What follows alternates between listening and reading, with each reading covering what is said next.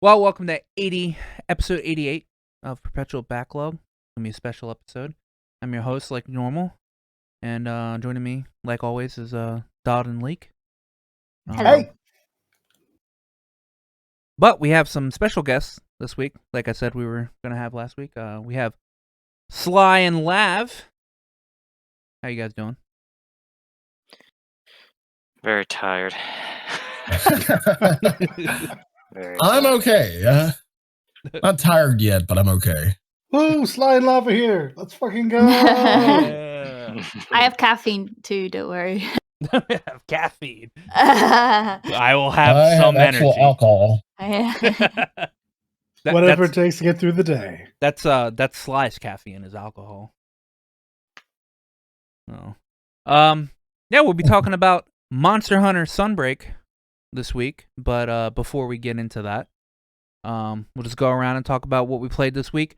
I know me, Dalit, Lav, and Sly at least played Monster Hunter and the Sunbreak demo this week. Leek, Mm-hmm. you were the person I do not know. I did say last week I'm going to be heckin' busy. Super busy. Because I had a hard deadline to sort out first. So, unfortunately, I didn't really play any games. I did, however, download the SCP game I talked about. Yes. And I also downloaded the bloody Teenage Mutant Ninja Turtle one from Xbox Live. Yeah. Dude, I just beat it. It looks so good. I just beat it Oh, today. really? Was it fun? Oh, it looked fun. Man. Did I ever have a moment where I sat here and was like, man, I wish it was late 90s where I just watched fucking Ninja Turtles every fucking day. Yeah. Here's a fun fact for you. In the UK, for some inexplicable reason, probably because censorship, I don't know, for kiddos, that is, right. They called it Teenage Mutant Hero Turtles. Hero Turtles. Not ninjas. Ninjas are too violent for kiddos. Okay. Apparently. Blame Margaret Thatcher. I don't know. Yeah, no, when in doubt, just always. Yes. But that's a fun fact. I beat the storyline with April O'Neil. Yeah, you can play as April and Casey and Splinter. Casey, yeah. No, I'm so excited to have time to play this. I'm very excited to be able to play this and not spend, a quarter of it every time. It's very similar to all the arcade games, yeah. You could have pulled up your PS3 and played Turtles in time. It's true, I could have. Yeah, Game Pass, right? Game Pass. Yay. Game Pass, yes. I didn't know it was on Game Pass. And then somebody tweeted about it, and I was like, okay, well, I guess I'm playing it. What about Sly and Lab? Anything extra outside of Monster Hunter this week? Besides Ninja Turtles and 14. Yeah, that's pretty much it. Oh, you don't want to talk about your tabletop, Sly? Tabletop? I mean, I've been doing a lot of Betrayal. I mean, regular Betrayal and Betrayal Legacy. Because Betrayal's always fun. Yeah. Favorite tabletop game, honestly. You got a small explanation of what you do in this game? Betrayal is basically an exploration type game. Think of like any, I guess, I wouldn't say B-horror movie, but think like Haunted House on the Hill or something like that. And you're just exploring a house. And then, you find certain items or events that happen and you find omens that will account towards the haunt. Once the haunt happens, that's when you get into like 100 like different types of scenarios where you become the traitor, or you're working all together against one thing, or everybody's the traitor and it's a Royal Rumble. It's fun. Again, that's why it's one of my favorite tabletop games, because it's just the sheer randomness. Sounds like a very good time. And then we're playing Betrayal Legacy, which is again a campaign we're doing every week. Next week will be chapter 5. But yeah, so far it's been really fun. It's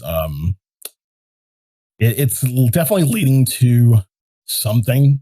There's a bona fide story, and how the house builds from playing base game Betrayal, seeing all the rooms and everything, and then playing this and seeing how, the house is constantly being built.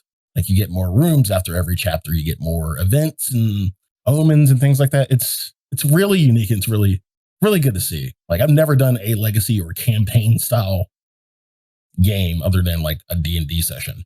So it's like something in the realm of horror is really good, really fun. Yeah. Well, Yeah, going to your tabletop sim. yeah, in tabletop sim, going to your stream and seeing you play it, I'm like sitting here like, I look down at the timer of you streaming and it's like pushing 10 hours, and I'm sitting here like, I don't know if I can do that, man. It seems interesting, but I'm like, I'd die. No, like a game doesn't last that long. I mean, I did other stuff earlier today, but the games don't really last too long. And well, some haunts can be long and drawn out. Some can be quick and painless. Like we did 2 chapters today, and the second chapter we did today ended pretty much on the first turn of the haunt because I just had enough because I had enough knowledge to end it. I was like, this can't be. I had to ask them, this can't be it, is it? Like they were like, yeah, you won. Solved the mystery. Okay. Yeah. Damn. What about you, Lav? Oh, I've been playing too many mobile games, man. You on the gotcha wallet? Thankfully, I'm not really spending any money at all. So that's nice. But I've just been sitting back and just doing daily stuff and enjoying my time playing those. A whole lot of NGS, way too much NGS, but I'm having a good time with that too. I don't really know what else I've played this past week aside from those 2. Actually, yeah, that's pretty much it. I've been playing a lot of Monster Hunter and NGS for the most part because NGS got its new update for a new region at the beginning of the month, and I figured, yeah, I'm gonna be playing the game a whole lot, and then with all the news with Sunbreak and everything and all that, I was just jumping right back into it. The hunting bug bit me again, and I'm like, I'm just gonna keep playing until it comes out, and then just play more. Understood. You are valid for this. Thank you. Yep. Dalit, anything outside of Monster Hunter? No. Because there was the demo drop, and so I immediately beat my head against the wall until I got my clear of Malzeno, which I did. I'm very pleased with. Nice. I very, very much like that monster a lot. And then I just decided, well, you know what? That felt really good. Time to go do it against Magnamalo a bunch and bunch against the Apexes and against really whatever else I can find back in Rise until Sunbreak comes out. I mean, matter of fact, I even helped you get to 100 on your PC version. So there's been that, and when I haven't been helping you, I've been trying to get Psycho up to at least high rank so we can get him most of the way to Sunbreak when that comes out. Yeah. But it's just as I have time. I made it sound like I was playing a lot more than I actually was, tell you what. Let's see. I played Shredder's Revenge, which is great. Honestly, probably one of those games that even though I have it on Game Pass, I'll probably pick it up like on an actual console. Just because I kind of want to pay for this game. And Monster Hunter. I've been watching Critical Role a lot, so I've been in the mood to play D&D, but don't have an avenue at the moment to play D&D. So I've just been watching it.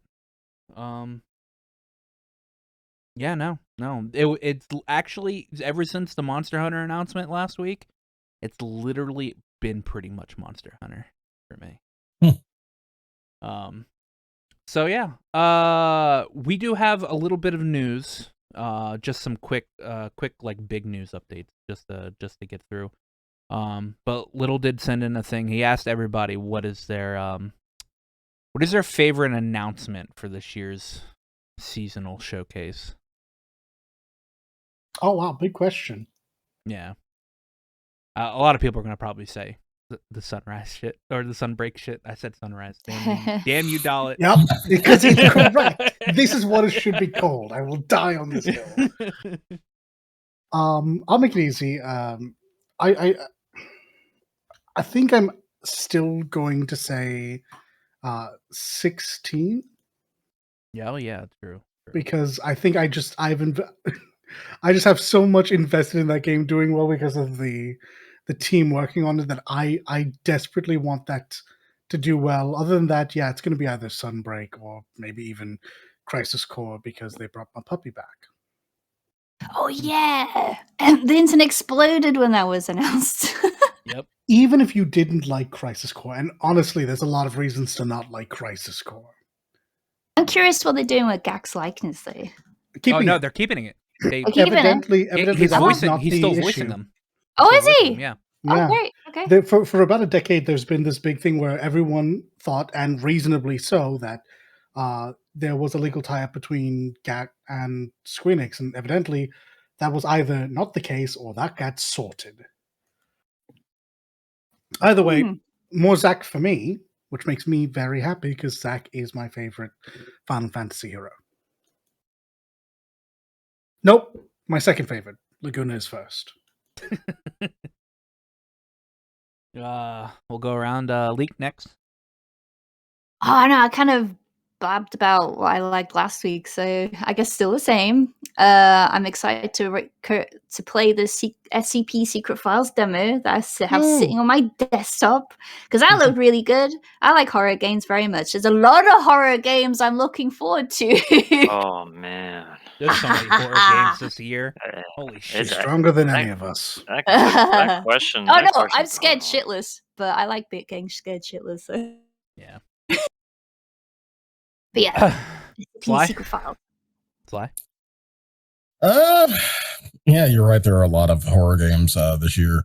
A lot of space games this year too. Yeah, there is. Yeah. Jeez. I don't know. This year kind of felt, I wouldn't say lackluster, but I didn't really have any high expectations this year. I mean, one real big one that kind of got like, I wouldn't say swept under the rug, but the way they announced it was a bit lackluster too. Oh, Dragon's Dogma 2. Oh yeah, that was also announced. I think you're right though. I think that comes from the way that Capcom decided to go about releasing the information. It was a bit weird.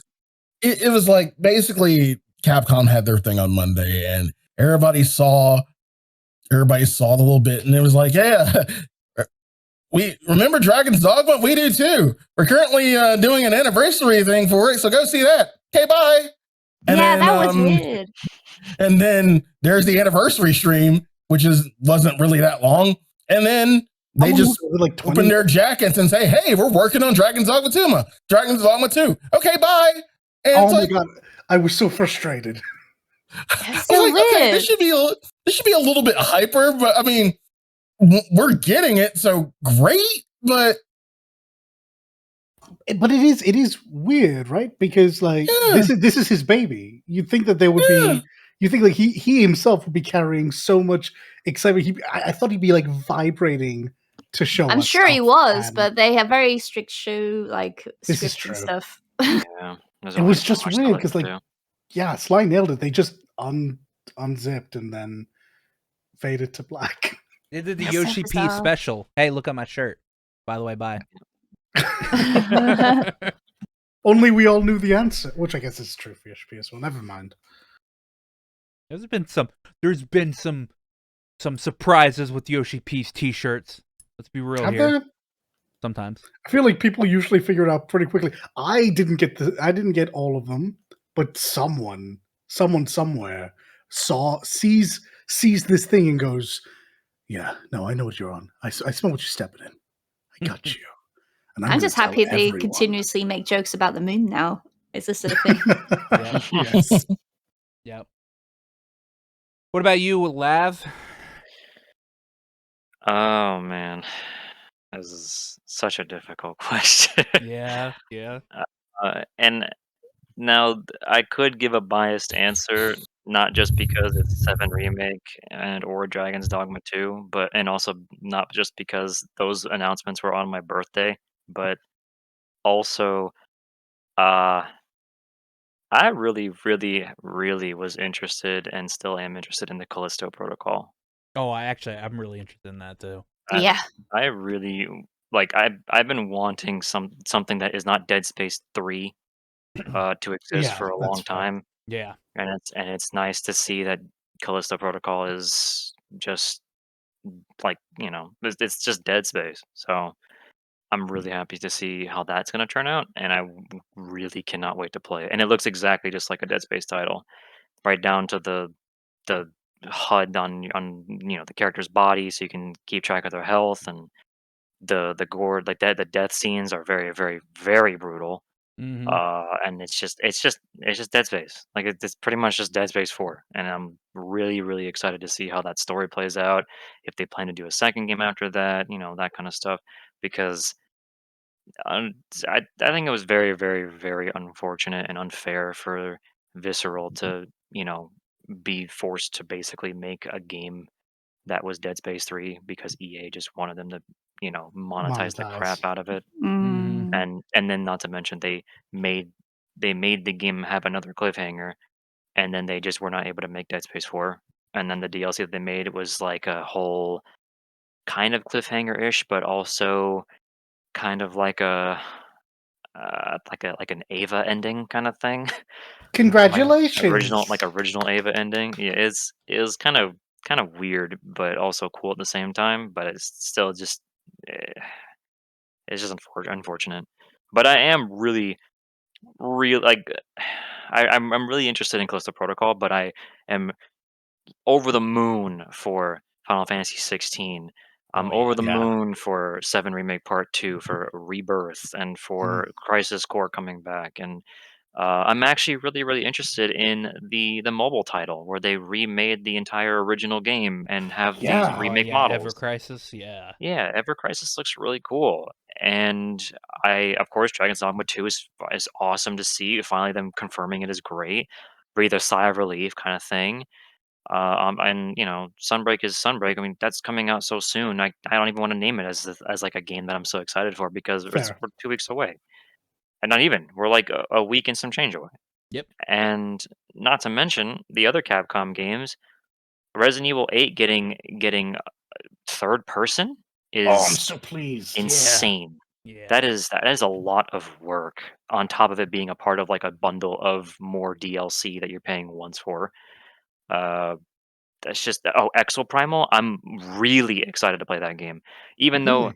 Even if it might be like one of those kind of it's PvPvE, I'm not really feeling it kind of thing.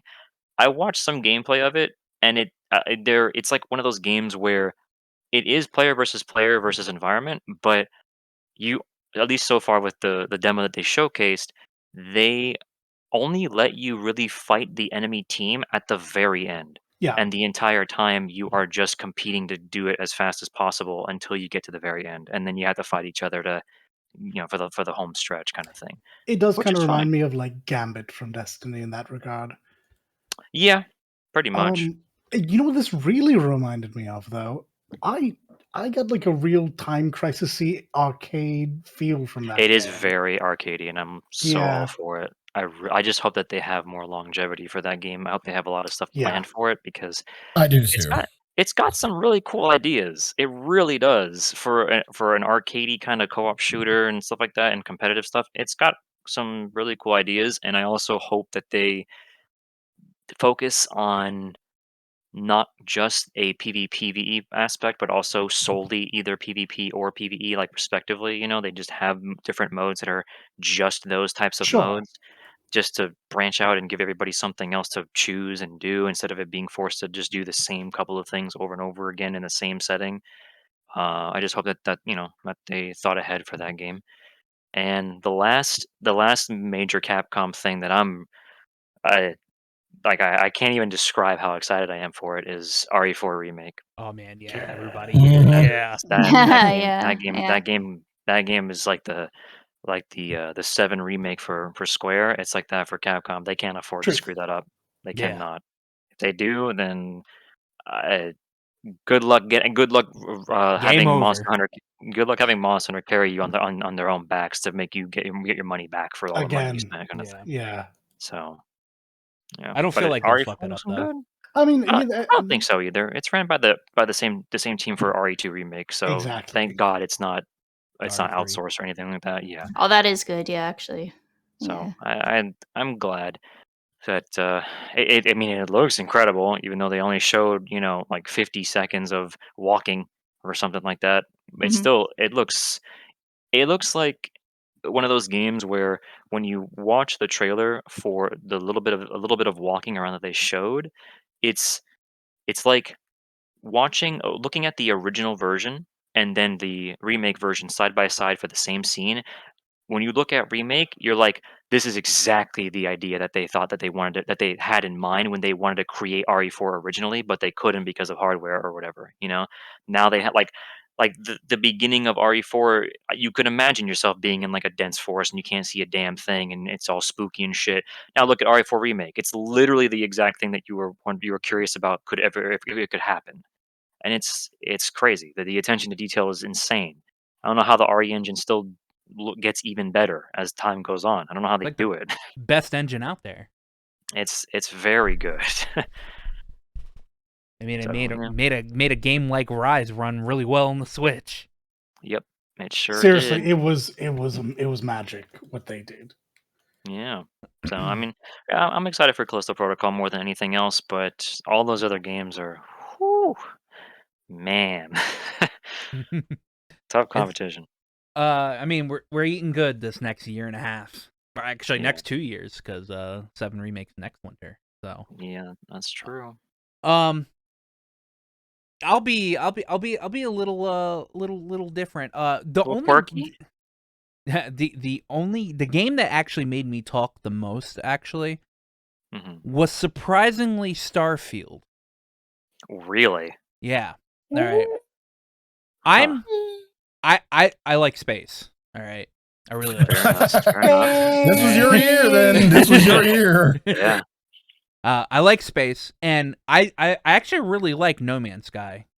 And Starfield is literally just AAA budget No Man's Sky. Let's get that out of the way here. Hmm. It's weird because No Man's Sky was a game for me that, like, if it would have launched the way it was said it was going to launch or whatever, that was a game that I was probably going to spend a year playing. But it didn't. And I go back to it every now and then just to like try out updates and all that stuff. But it's not a game I can actually just sink my teeth into anymore, just because of I didn't fully get in on the ground floor. After like a week and a half of playing when it first came out, I was just like, it's fun, but it's not what I wanted it to be. And I'm gonna say the same thing with Starfield. All right, if this game comes out the way that Bethesda wants this game to come out, and like As advertised. as advertised, there we go. If this game comes out as advertised, this is a game I could probably sink about half a year into without thinking. Yeah. I mean, they already said there's 1,000 planets. All right. That's already on thin ice for me. Yeah. Hearing that. Well, okay. I mean, it was very it was very. I don't believe you when No Man's Sky came out and they were saying there was 18 quintillion planets or whatever. Oh yeah, that's true. But there is 18. They're procedurally generated planets that just keep going on forever and ever and ever in that game. Whatever. Mhm. So I don't think it's out of the realm of possibility for Bethesda to actually make 1,000 planets. All right. Yeah. That's not the issue. The biggest issue is just how the game actually plays. And they haven't said anything about a multiplayer like aspect to it, so I'm hoping they don't actually try to put one in, because I know that'll just make the game go downhill. Yeah. But to me, this seems like a game that if it releases as advertised and is at least as enjoyable as I hope it to be, This is like that game that Bethesda can make that they can just keep updating once a year. That they keep making like big updates, like No Man's Sky does. Like Hello Games, I don't know how much money Hello Games makes off of fucking No Man's Sky, but they keep fucking dishing out free updates for that game. Yeah, the free updates is really confusing. I mean, it's excellent, and as a consumer, you love to hear it. But I'm also wondering where they're making their where they're making the money. Point. Yeah, but what else are they fucking doing? Because literally, nobody's had to pay for anything in No Man's Sky at all, outside of buying the game. Period. So, if Bethesda can do that with this game, but actually put like, a fucking Elder Scrolls budget into it, oof, then this game could be like fucking like honestly one of the best games out, or like at least one of the most enjoyable games out there that you can just fucking sink your time into. Mm-hmm. The second thing, all right, it's day one fucking Game Pass. I still can't believe that. Like, yeah. This was the whole point of the big Microsoft Bethesda merger. It still blows my mind they're doing this. It's day one Game Pass. I don't even have to think about dropping $60 to $120 on this game because I don't have to. I just throw fucking $16 down the drain a month to play whatever fucking game I want that Xbox allows me to do. So, all the while getting access to who knows how many other games, including TMNT's Shredder's Revenge. Like I said, that's the other big announcement that Xbox had was Persona 3, 4, and 5 PC. Yeah. P5 Royal is literally day one Game Pass. It is day one Game Pass. Don't worry, Sly. I'm patting your back for 1 and 2 not being added in there, man. I am sorry because if any games do need to be brought, if you want to make money, like bring those two. Also, for me, please bring SMT5. SMT. SMT5. Yeah, it's a PC. Yeah, it's a PC in general. Really, I'll buy it on Steam after. Yeah. Okay, I kind of want to do a thing. All right, go ahead, preach. Yeah, no. Okay, Aqua. Yeah. When I say this, you're gonna say the number 3. Okay. Lav, you're gonna say 5. All right. No, you're gonna say 4. Okay. All right. Everybody start counting. Ready? Go. 3, 4, 5. 6, huh? 1 and 2 don't exist. It's like, yeah, exactly. Exactly. Oh no! Like I feel like I'm asking a bunch of school kids to count, and whenever I say go, they just forget 1 and 2. That's so funny. Which is a shame because there's like that's 1, 2. Is it 3 or 4 games? Because 2 is 2 games, right? 2 is 2 games. 1, and then don't forget about if. If started the whole thing. Fair. But nobody knows what they are. And they're not going to because Atlas isn't interested in bringing them. Right, and I don't have anything against people who just started out with the newer parts of the franchise. I don't have anything against it. It's just because, like, with Final Fantasy, when everybody comes into Final Fantasy, they get interested so much so that they go back to the point of, hey, I want to play these earlier entries. Yeah, Persona, 100%. Not so much. Yeah. Not so much. You don't hear, like, hey, let me go try 1 and 2. No. Let me do 3. Let me do 4. That's it. Yeah, I feel like Persona gets progressively more difficult the farther you go back, though. And I mean, very difficult. It's old school JRPG jank at that point, right? Yeah. It's not only that, but it's also word of mouth too. A lot of people do say this is really difficult, and sometimes they don't even like say it's difficult, but give it a shot. They say it's difficult, so just start with the 3rd game. And it's also that the 3rd game, starting at the 3rd game, it was a lot more, I guess, relatable / easily accessible comparatively to the first 2 games. Yes. So it's more comfortable for those people to actually start with 3 and keep going. Yeah. Whereas 1 and 2 were mainly like, straightforward JRP, no social, no nothing. It was just straight story, straight dungeon all the time. Yeah, for And that's me, definitely not a bad thing. for me, back in the day, it was actually getting mixed up with the rest of the other games in the franchise. The 70s Shin Megami franchise? Tensei. Yeah. Yeah.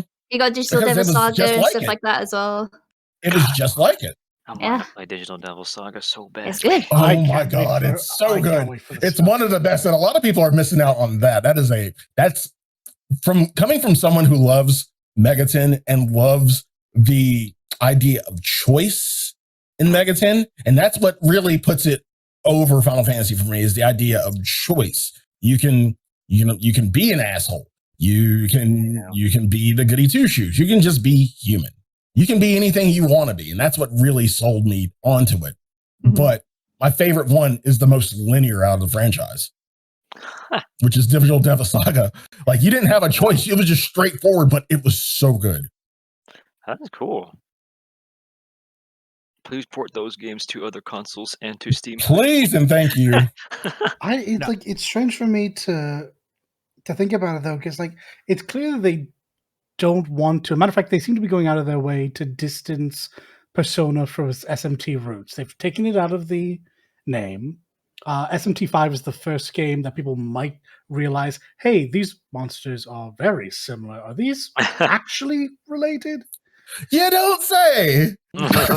So yeah, like it's weird because like if I saw the success of Persona in the West, I would immediately have wanted to tie it back to the main series, but they took an incredibly safe approach and decided to do quite the opposite. Yeah. That said, I still can't wait for Soul Hackers. I would like to see Raito's games either continued or redone. Ooh, who you telling? Yep. I like the more SMT you can put out, the more SMT I am willing to ingest. I also started in the 3 era, though it took a while for me to really come to grips with that.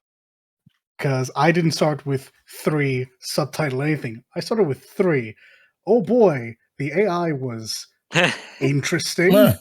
Even 3 subtitle FES, the AI is still bad. Yeah, like it was something else. But yeah, like I to your point, when I got into it, the first thing I did was learn more about it. I went back to play SMT again. I haven't gone before Nocturne yet, but I plan to.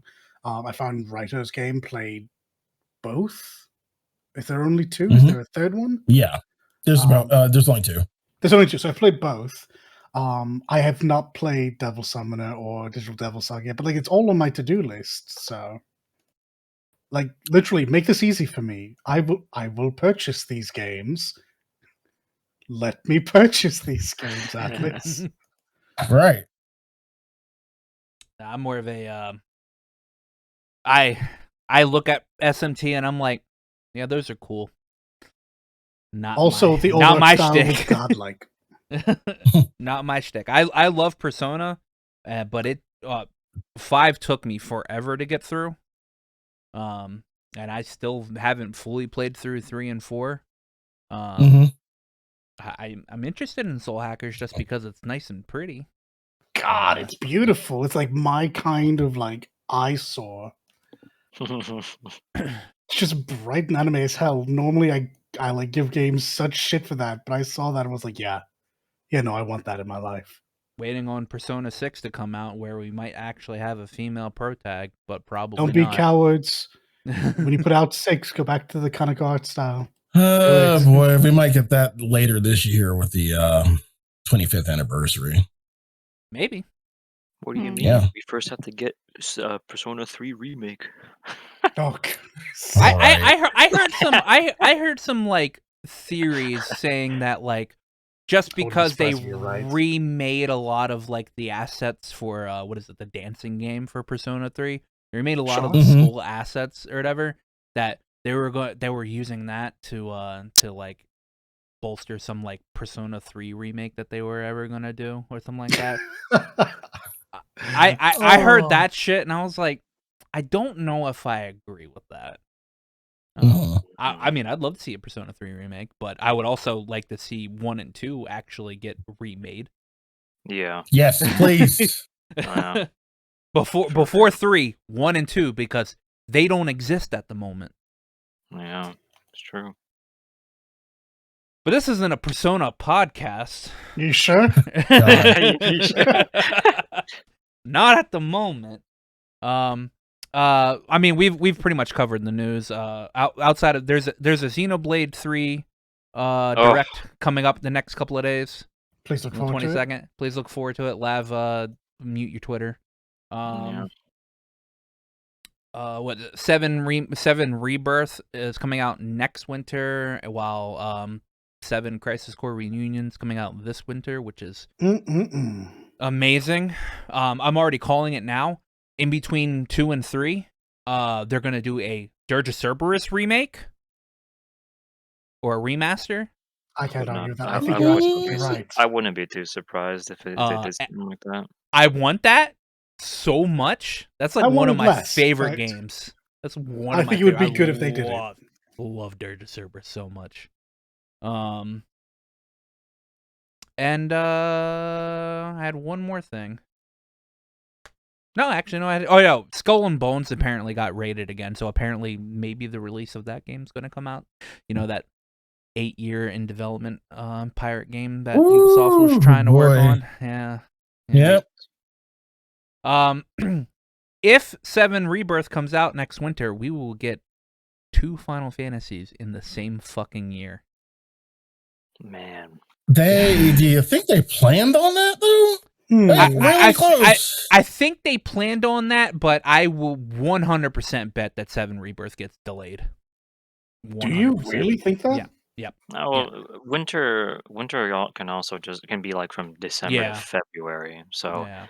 I mean, they probably did want to release both of those titles within the same year. But if I remember correctly how this works, they are going to be in the same year because Fiscal year. because it's Yeah, the it'll be same the same fiscal year, yeah. So Fiscal year ends in the sales for Square. Yeah. The same two major mainline Final Fantasy titles in the same fiscal year. You are asking for those numbers to be inflated. Like that's going to be insane. And you have to add the continued success of the moneymaker of the franchise right now in 14, which is going to continue on. So if all goes their way, this is looking to be the most lucrative year for Square, full stop.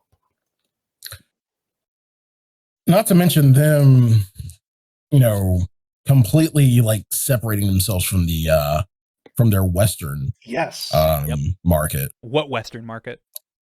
Exactly. Exactly. Sorry, do you mean Embracers? Yeah, do you mean Embracers Western market? Yeah. Yeah, no, that's yeah. Actually, I mean, right now it's pretty much the most lucrative. I mean, 14's still going ham. I mean, it's true. They are just profitable year over year. Fucking Crisis Core coming out this winter. All right, people are gonna fucking eat that up like free fucking breakfast. I'm with Happy on this one. Actually, I'm actually really worried about Forspoken because there's barely anything that they've talked about. Yeah, that's just a few months away. I mean, yeah, there's definitely something to worry about, but also a new franchise that they're not really taking a risk in my opinion, but a new franchise with no established face versus hey, let's make sure we hype up this thing that everyone's going to love and is definitely going to spend money on. I understand what they're doing, but I do agree that there is a risk of Forspoken, even if it does well, getting critically overshadowed by all of these re-releases.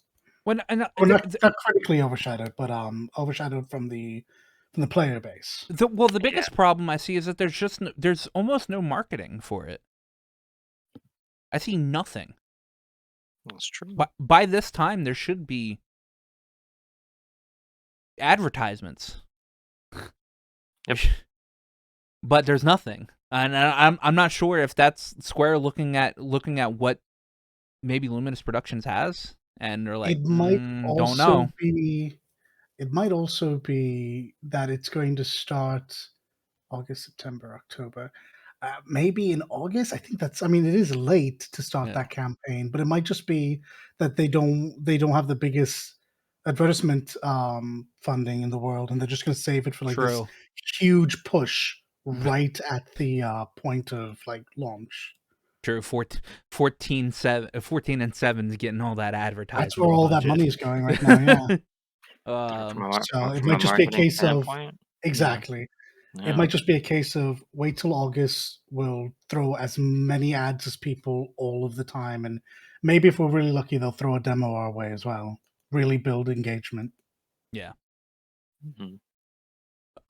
But that's it for like big hitting news. Now we get to go into what we actually want to talk about, which is Monster Hunter Rise Sunbreak. Now, last time we had you guys on, we were talking about what we were hoping for this. But that time you guys weren't Capcom creators. Now you guys are. Congratulations! Thank you. Thanks. Lavren's over here like, after a year of not getting my email saying that they rejected me. Yeah. The way that I even got into it was a friend of mine. Well, Sly knows this other Sammy. Yep. He's also a Capcom creator, and I told him I've messaged them, I emailed them like day one when they allowed us to send in our applications. I had not received anything since, and he said, "I know someone that had the same issue, and I'll give you like someone to contact, and you can tell them your issue, what happened with that, and then they'll still get you squared away to make sure you can resend the application." And I did that. They responded to me within like the day, and then I sent in my application, and then they responded to the application accepting it the next day, and I was like, "Okay, That was quick. cool." Yeah, that was really cool. Hey guys, don't forget to sub to the channel if you're into what you're hearing. While you're down there, remember to like the video as much as we like you. You'll be good now. Yeah, but congratulations, both of you guys. Thank you. Thanks. So what do we want to hit on first? Do we want to hit on demo or do we want to hit on the announcement? Oh god. The announcement There's that so we I mean, much. they kind of go hand in hand. They do But go yeah, hand in hand. announcement. Yeah. We'll go to announcement first? All right. Announcements and the demo, yeah. So, before this announcement, there was actually a small leak about the two monsters that were Yeah.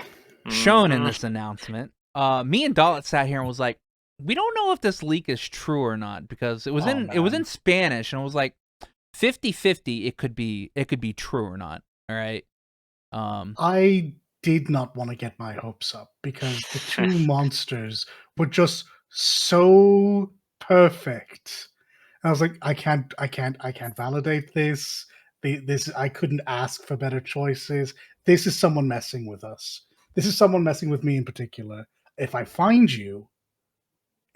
and then then the next day happened, and woo, I was ever so happy to have egg on my face. Let's so let's like they showed us the trailer. We had good old Malzino in there and a couple of the let's see what did they show off? They showed off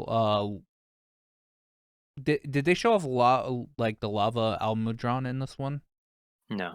No, that was the last one. Mhm. I know they showed off Gormagala and Espinas, which were the two that were leaked. We're just gonna say it like that. No lead up. No big reveal. No big deal. We didn't get a big reveal. They also showed off like a little bit of gameplay with Daimyo Hermitor as well. Mhm. Yeah. Prepare to die to not one but two crabs. Mhm. Giant enemy crab. What color would you like your football armor? That's the best part. I can color it myself. Yeah. Didn't used to be able to do that. I actually don't know what the pigment was back then, but I'm pretty sure it was still in the game. I actually don't know if they allowed us to color that unique color, or if it was tied to a different pigment, or a different different part of the armor. And then they showed off like something you were surprised about, right? Showing us the forest, The jungle. the Yeah. jungle. The jungle. Yeah, jungle. Gen 2 Yeah. jungle. Goodness, it's been a while. Yep.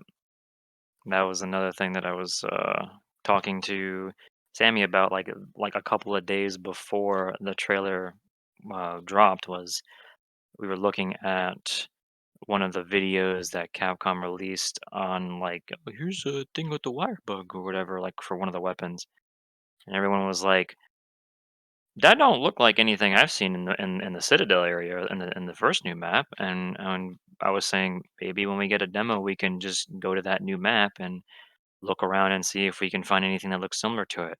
And then when we were looking further into it before the announcement went out, I was like, that really does look like the jungle. That's weird.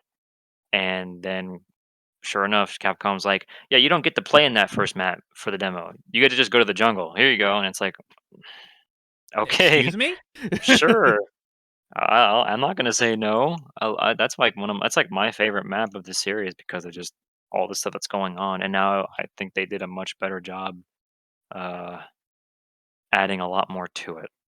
Having it It be feels better. one large map, and with the bonus mobility we have with wire bugs, added so much to that map for me. It's Yeah, so good. it's very very nostalgic. It's very nice. Yeah, I remember you saying that there were areas that you just weren't able to go to in the original jungle map. Yeah, it's more so like the Gen 2 jungle back then, like the old version of the jungle was, it's all segmented different zones, blah blah blah blah. Um, and the main thing was the ruins in the back on the north end of the map. You couldn't do anything in there. It was just a spot where monsters would go sleep, Mhm. and it was a much larger arena technically, like a much bigger zone because you couldn't actually interact with any of the rubble in the back of that specific zone. And then in the remade version, they made the connecting areas much smaller, and they just made it so that you can go into the ruins and go downward and actually go explore underground a little bit. And that's that's a spot where monsters can go sleep. So instead of it being like, oh, the monster's just gonna rest outside, they can literally just fly down into the ruins and sleep down there instead. So that was pretty cool. Are we so what areas have they shown off? They shown off the new hub area, right? Mhm. I don't know if they've shown off like the actual gathering Like hub. not all not of in depth, Elgato, but not all of Elgato, but we've seen like most of it mhm. Yeah. from the outside. Yeah, I guess Exactly, you would yeah. say. they've given us the jungle. Um, any like ideas on anything else? What they could I mean, we know we're getting the Forlorn Arena again. yeah, Forlorn Arena. We did see For Lucien DLC. Lagerkrug up there, yeah. Yep. I don't imagine we'll get like a climb up to the top or anything. It'll just be that arena where we. Yeah. Oh no, am I mixing it up with the tower? Mhm. Yeah, the tower is the climb. Yeah. Yeah. I I really really do not know at this point what it is that this team is doing. There is not a single thing that I can even take for like for reference or anything regarding the development patterns or anything of what this team is doing because everything that people have been used to that have played these games for so long are always used to one new area and one new area you can that's usually a big map that you can explore in, and then the other one Mhm. is in an arena or two. um, in Iceborne we had Hoarfrost or whatever, and then no one realized until like the last trailer that there was something else that we didn't understand was going to be in the game, and they gave us Guiding Lands. And then that was crazy because they updated a map by adding more to the map, and it was weird. Um, but cool. And then we got our extra couple of arenas as well, like usual. And then in Sunbreak, they say to us, here's one big map, and it's an ultimate expansion. So you get new locales to go into, and it's like, yeah, we've heard that one before. New locales, plural. You did with Iceborne, and then all of a sudden they just released Gen 2 Jungle out of nowhere. And what makes it even scarier is they are willing to not only tell you that there is a second fully made map that that just looks like any other locale map you can go explore, multiple camps, etc., etc. They are willing to not only tell you that before the game releases, but also let you play it before the game releases. Like it's it's Mhm. unusual. It's very unusual. The It's Very devs are not. generous. they're very confident in this product. Yeah, Yeah, they're just like, here, just have it. have it. And because of this is like because of all this, I'm of the mind that there's way more they're sticking in than like what we've seen through Yeah. trailers and through digest. Remember when they stuck in Basil and they didn't say shit about it? They should do that more often. Yeah. Pepperidge Farm remembers. Like I love that feeling. Like What I was that sound? Why?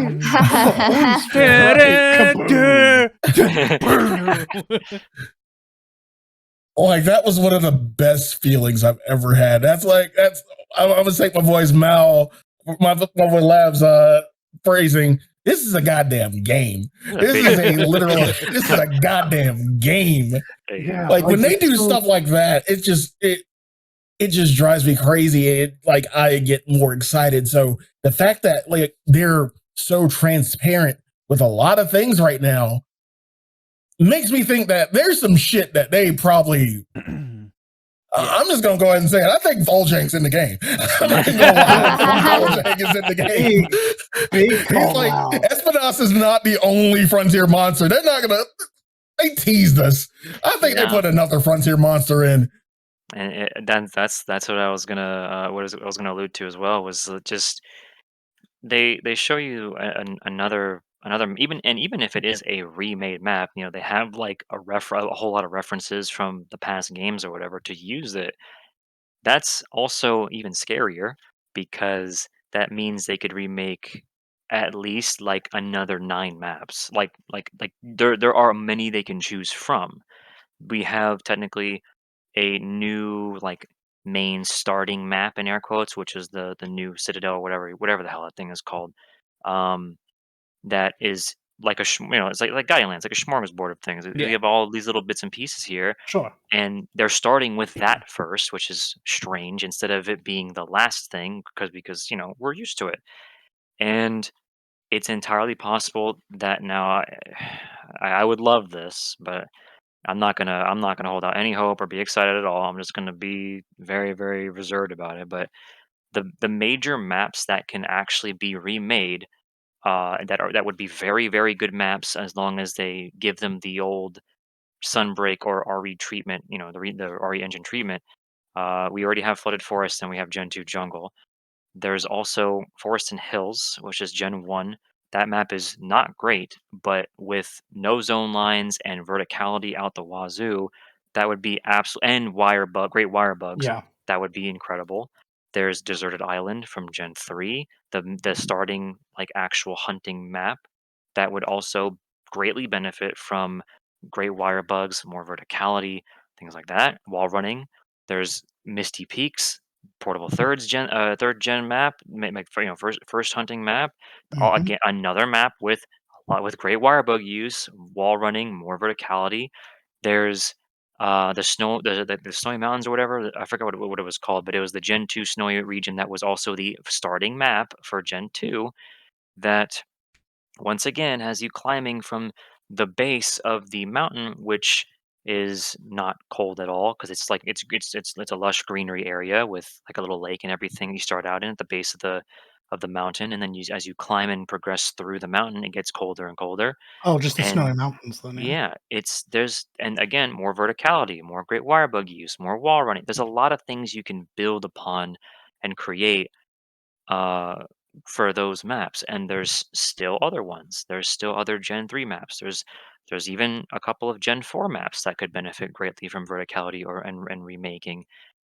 And that's all different locales that that would cover what we're missing technically if you wanted to go that route, which is what makes it scary. So you have the map side of things that is crazy enough as is, and then you have the monster side of things. Yeah. Before we had this announcement, that you could have you could have it's like that like a the saying that some people say where if you show me an image of Kazuya kicking the shit out of Minecraft Steve in Smash Brothers, I would never believe you. I'd call you crazy. Yeah. If you were to tell me that Espinas would be in a mainline series title and look that damn good under that new engine, Mm-hmm. I would call you crazy. I would say that's not Yep. possible. Do They're you know not what's going to weird? do that. Is that I feel like I'm the crazy one because I always thought it was inevitable that we would get Espinas. Obviously we have Hypnocatrice and Lavasia that are also from Frontier. They were Hmm. what was it? Freedom Unite. They were the Yeah. way that they reminded everyone who was playing Freedom Unite that Frontier existed. Yep. And Espinas was meant to turn up too, but there was a big loud outcry saying, no, no, no, no, no, no, no, Yeah. no, no. Yep. They don't get Exactly. our monsters. Yep. But And Espinas is a flagship it's a flagship for Frontier, for this is season true. 2 Frontier. Yeah. But I always did feel that if there was one Frontier monster we would get, it would be Espinas, purely because it was always destined for mainline. Yeah. That is a good point. And now that we have our first frontier monster in a very long time, but Yes. also Mm-hmm. not to mention not to mention the flagship of Frontier, Hmm. that is a very, very, very big deal because now anything that isn't like too outlandish can actually be brought over. I agree. Uh, Malzeno is and another great example of this, by the way. yep, he sure is. His attack patterns, the animations, and everything, all of that is just like what is this? Like, this is crazy. Like, I don't what is happening? Mhm. Mm-hmm. This is nuts. And the So, cherry on top for the idea of more Frontier monsters in Rise is that Frontier went down in 2019. There's no yeah. reason to keep them stranded behind a wall that no longer exists. Yep, exactly. Exactly. And now it's Inugami only Wen. yeah, that would be a really good monster to bring back. The only it is also it's also one of those things where only time will tell if they do bring back if they do bring the frontier weapons over too, and either completely remake them Magnet Spike. Oh my or do a whole lot of goodness. different rebalancing. It's possible. Some things could also be removed because Magnet Spike was very, very, It very was broken. it did kind Broken. of invalidate Way, literally every other yeah. weapon by the end. It was very, very strong. The other main thing, like my personal like pick of a monster that could be pretty cool to bring into the main series after seeing Espinas and also seeing what they did with Malzeno is I don't really know how the hell they call this monster, but I call him Barugaru for short. And he's the one that sucks the blood out of enemies, and Oh, the depending giant on lamprey with legs? yeah, it would depending on like the type of blood that it sucks from a specific being, it changes the color of its veins to match like Yeah. a unique element or element type to it, and then it uses those traits to attack you with it. So if it drinks the blood of a little genprey, little paralyzed raptor, it'll turn yellow on its on like the stripe on its body will turn yellow, so it tells you, "Oh, that boy's got para, doesn't he?" And then he does paralysis attacks, and it's like, okay, that's crazy. That and his theme is fucking sick. It's really cool. But I mean, that's like an interesting idea, and there's plenty of other monsters that can be brought in that could Agreed. just be quirky or unique.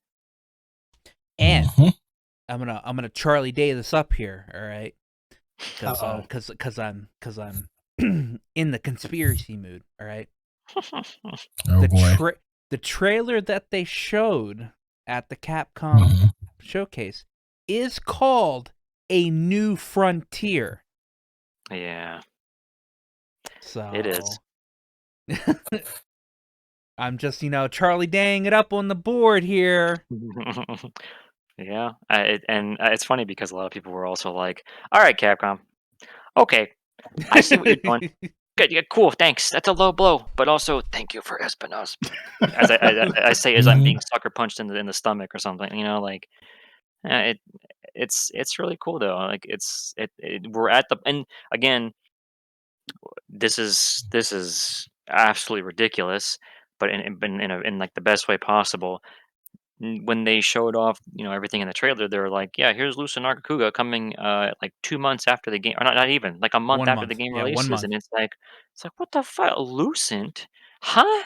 And then So I and then didn't they play bring back much of third and endgame. I just, for whatever reason, third gen didn't. That's not true. I love portable third.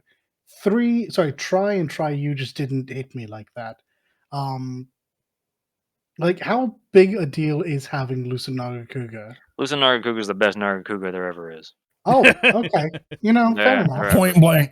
Point That's blank. that's just what he is. Like, I'm not gonna count Frontier Kugas. I'm not gonna count whatever the fuck that other nonsense is, but Oh, you Lucid mean the one that runs around and leaves trails of blades behind it?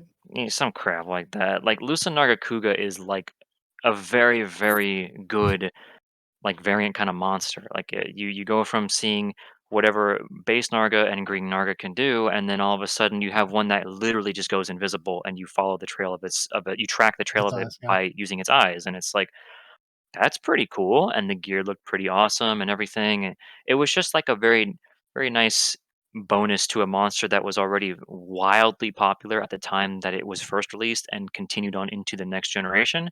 It was like, well, that's cool. We get to fight an Arkuga again. That's awesome. And then all of a sudden you get near the end of the game and it's like, what the hell is this?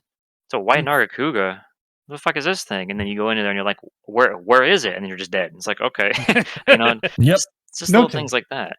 And not to mention that the arena that they're picking is also the same arena that they used in Frontier for Yes. some other unique fights. So they can bring those enemies into the game too.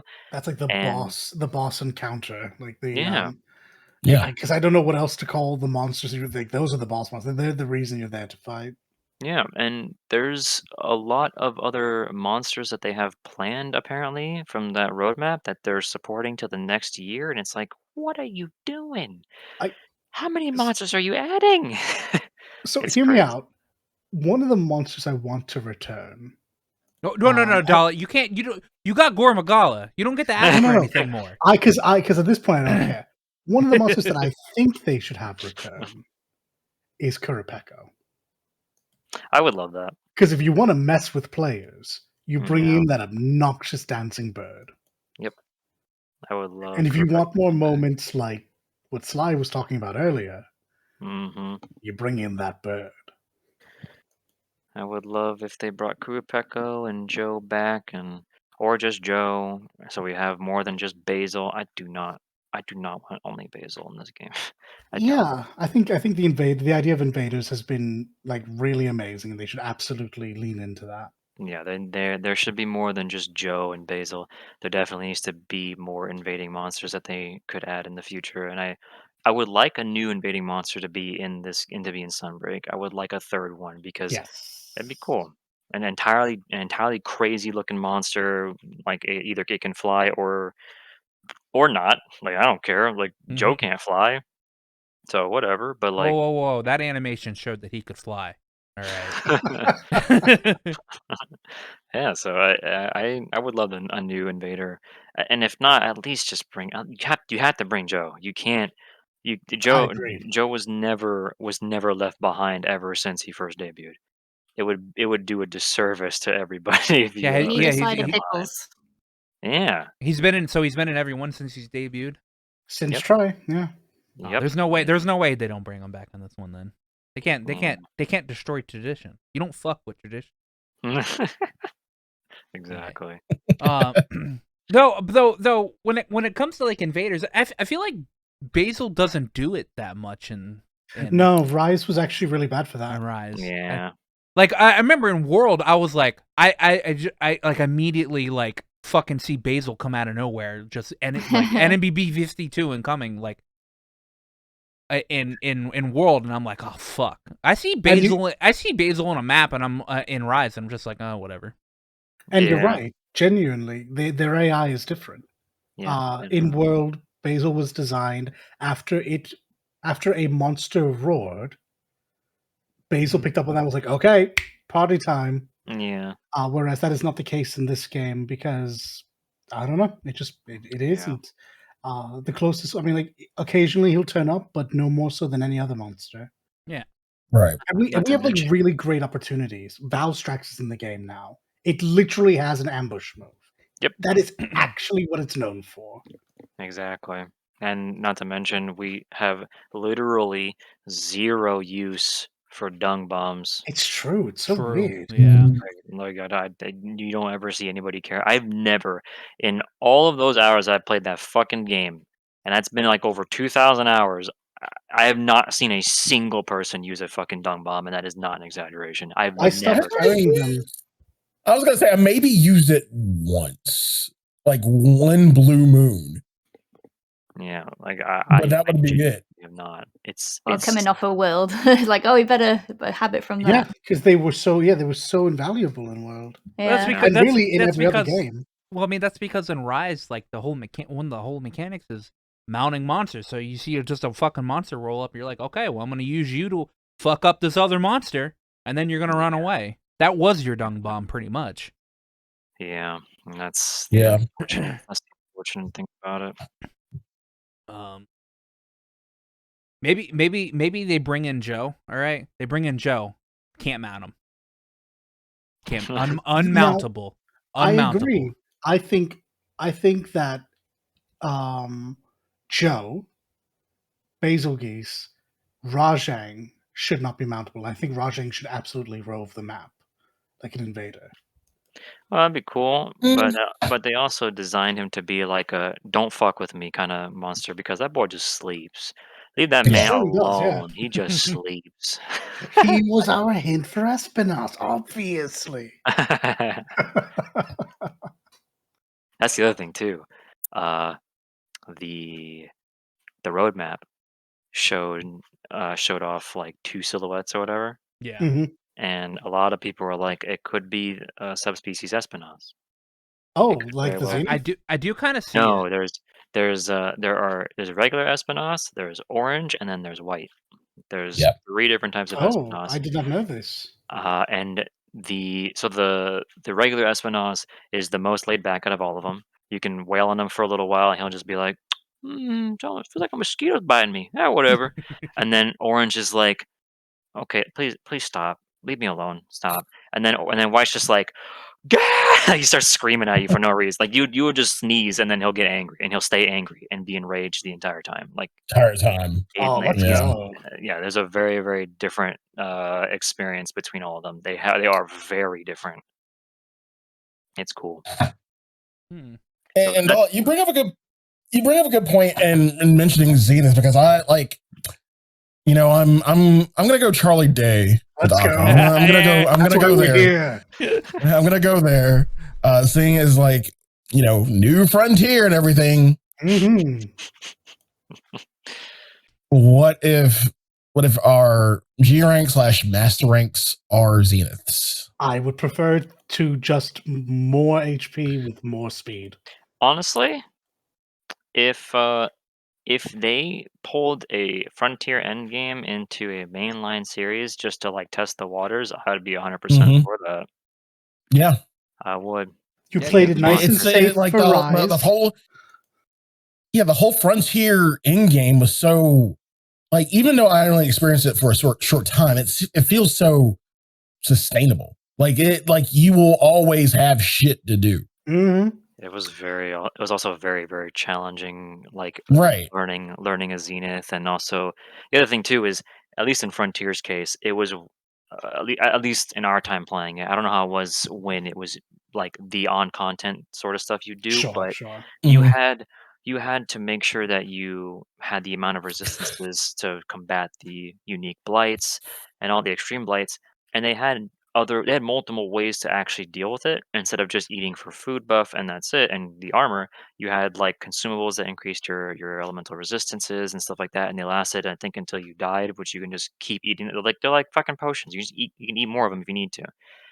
So if they don't bring that into the game and you have to rely on using armor pieces or eating food buff or some other unique thing in the game, that would be something that you would have to be very careful of, because if they do bring in like something like a Zenith Kezu or something along the lines of a Zenith Thunderblight monster, like, uh get ready to experience heart attacks constantly, because Yeah. and good luck soloing it, because you will die unless they make it so that your buddies help you. Then cool, but yeah, stuff like that is very very dangerous, but also very very fun. It's actually a really fun thing to deal with, because you get to experience like some other crazy new difficulty, while also, and I'll say this specifically for Rise or Sunbreak's case, um unfortunately, for me, I have seen a few more leaks of gameplay. Uh, Oh, I think I've seen one. Yeah. for the players specifically, what you can do. Um, if what we have is actually going to be like the whole thing, even what I've seen just from that alone is kind of insane. And seeing zeniths and extreme blights and things like that coming into the series, at least for Sunbreak, or even if they test it for Sunbreak, is a very, very good way to punish the ever living fuck out of people who spam Wirebug. That is all I will say. It is a very, very crazy, crazy back and forth. You learn quick to take those iframes when you get knocked. Yep. Yeah. Thus, so many people learn just stay down. Just lay down. Take a Stay nap. down. Stay Take five. down. There's Like a me. lot. Quick The 5 other day. seconds. Yeah. Yep. Zeno will teach you that lesson quick too. Yeah. Yeah, it's there's some interesting things that that I've seen from all the weapons, and I'm just like, huh, all right. Well, I hope the end game's gonna be cool. So yeah, I'm excited though. What I've seen is really cool. And Dalit, you can talk about your boy getting in. Yeah. So, I started back in Freedom Unite, but my favorite monster didn't actually happen until 4th gen. I love 4th gen for a number of reasons. I think it's the best story that Monster Hunter's been told, though that's never been a primary focus. And it introduced a monster that decided it wanted to play a game within a game, and it gave me Gore Magala. Yeah. Oh, it's so good. He looks so He looks good. incredible. He looks Kermagurg. incredible. Like the moment that during that trip, dude, my heart rate. If I had a heart rate monitor while watching that damn trailer for the first time, I was spiking over 100, man. I was losing my seeing go you know how they showed off they showed like here's Pyre Nakadaki and Mhm. here's all these other subspecies monsters, and I was like, oh, that's cool. And then they do that nonsense where it's like, oh, it's Goss. Where's we're gonna see subspecies Goss. Wait, he looks exactly the same. Is that the trick? Wait, what's that? You Oh, see the smoke. like you see this, yeah, you You see the see the smoke, and you're like, smoke. You see oh it come man, over the there it is. edge. Yeah, and then like just the moment where they have Gore specifically roar before transitioning to the next part of the trailer, you get like the perfect view of, the arms out at his sides, braced into the ground, and his wings are literally flapping like fucking cloth, like tattered cloth. And I was like, what? Like, what is going? Like, how'd they do that? Like, there's a Actual lot. goosebumps. It's crazy. And also, I will say, this isn't necessarily this isn't like a leak kind of spoiler. It's more just like a Capcom posted this on fucking Twitter. The armor, wow. Yeah. Uh, Yeah. I'm surprised they brought back the GX armor from GU. It's a very good choice Mhm. because it's a very good looking set, and I believe the color options are going to be very, very nice. So it's exciting. Yeah, I was at I'm so work. pleased. I was at work and I was like listening to it, and I kept going back and like looking at it. All right, and then I saw because like I've seen pictures of Gore Magala or whatever. I'm a world baby, so as soon as I saw it, I wiped away the fucking YouTube on my phone or whatever, and I was like, doll it. And he's like, I see it. Yeah. I see it. I'm looking. I'm watching. Oh Yeah. man, his wings are tattered. You can see the spores coming off. I hope you're ready for Shigaru. Oh boy, am I. Oh Yeah. boy, am I. You cannot have Gore without Shigaru. I don't know about chaotic. That doesn't necessarily need to make it, but Shigaru. Yeah. Where he becomes, where he goes from juvenile straight to elder dragon. Mm-hmm. Fucking. It's nice, these little things that you can like point out. Like, obviously they bring in Gore Magala. The Shigaru has to be in here. All right, so like, it's like you get a twofer. You get a twofer for what, like, for a one showcase. Yeah, I mean, like there were little occasions where that's not the case. Obviously, all the prey enemies don't have their big papa versions. I miss Great Jaggy and I miss Velocip. No, I don't miss Velociprey. You have to correct yourself. Yeah, I really don't. I miss Great Jaggy anyway.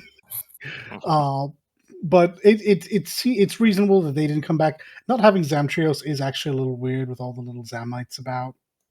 Yeah, or Agnactor. No clack clack. Yeah, Yeah. no Agnactor. Fucked up. Stop giving me fucking Dorito, whatever. Doritos Locos Taco, fucking Magma Almudron, whatever. I don't want to see that, dude. Give me clack clack. Give me clack clack and give me glacial clack clack. Ice clack.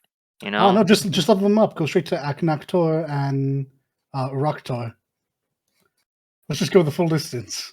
It would be nice to have them. Or not Agnactor, Acantor. A Cantor? Yeah, a Cantor Nukin. Oh god.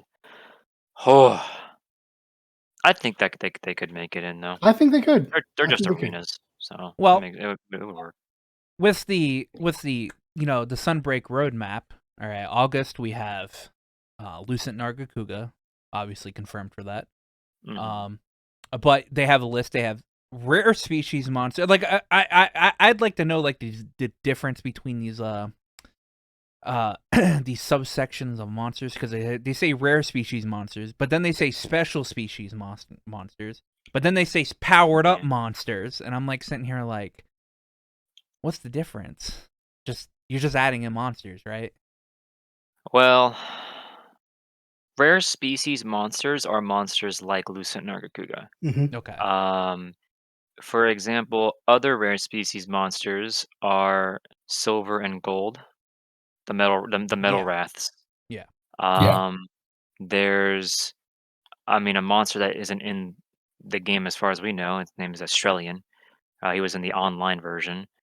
There is Molten Tigrex, which is the big one. That's the biggest one out of like the three. That is one that people have been wanting for a while. And we've got Brute in Iceborne, so it's possible that we could get both, or either Brute and Molten, or just Molten and maybe Grimclaw or something, something like that. It's possible. There's a lot of very particular things they could do.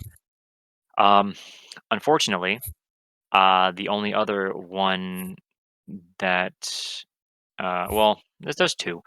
Hypnoc. There's a rare species Hypnoc. It's the silver one. The one that will not make it, guaranteed, is Lagiacrus. Poor fans of Abyssal is rare. Laggy. Yeah. Oh man, cheated out of World for good reasons. To be honest, they said it.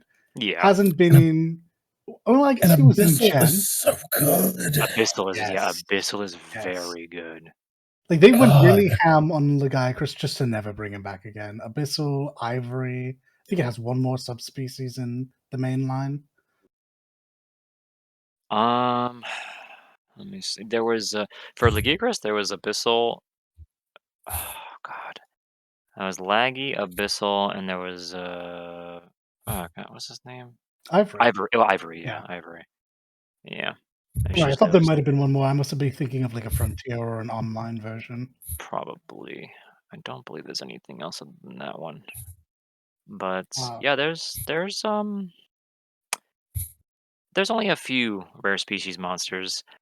Special species is a very different ball game. Okay. Special species monsters are like collaboration monsters. Yep. I can think of one now that we have the jungle back. Mhm. Oh, I can think of one, and I don't remember its name, but it's that giant manfish. Oh, yeah. The frontier. Yeah, I know what you're talking about. Yeah. Yeah. But one There's oh, I'm more. sorry, go ahead. Go ahead. No, you're fine. You're good. Like, Yeah, one I think of when it comes to special species is the angel Magala. yeah. The angel that's from Eva. Eva. Oh, So the it's one 10th of the angel? angels. Yep. Yeah. The 10th angel. And Oh god, that's a possibility now. Unit 1 Bracky. Yeah. Yep, it's true. Don't get So me is- excited for something I'm not gonna get, Sly.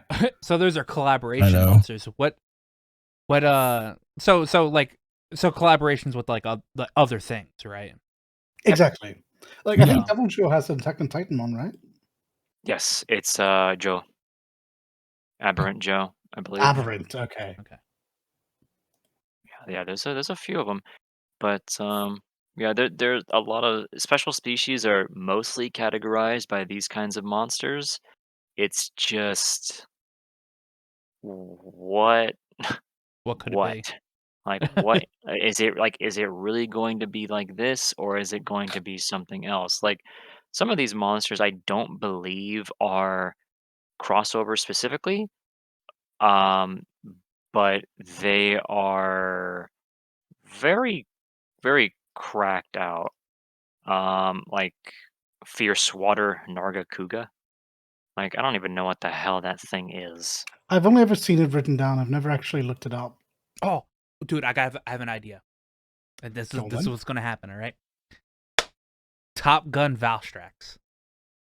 God. Give the for the collaboration event, give the little felines the jumpsuits Yeah. and the shades. I mean, Top Gun Maverick just came out. I did. Yeah, Yeah. that's true. On He one better hand, wear aviator glasses. yeah. On one hand, I absolutely hate that. On the other hand, that does seem like something that's possible. Yeah, I think Fierce Water Narga is just like it's just a monster. Oh, it was introduced in the mobile game in Monster Hunter Explorer. Okay. I wonder, would this also count like the variant Barioth we got in Iceborne? No, actually, but there is a rare species Barioth called Frozen Barioth. Apparently, Oh, all right. Fair. I do not know what the hell that thing is. I'll bet you that's also from the Gacha, or not the Gacha, the mobile. Yeah, it could be from Explorer. But let me go check real quick, actually. I can confirm it is Explorer. Hey. Yes, it is.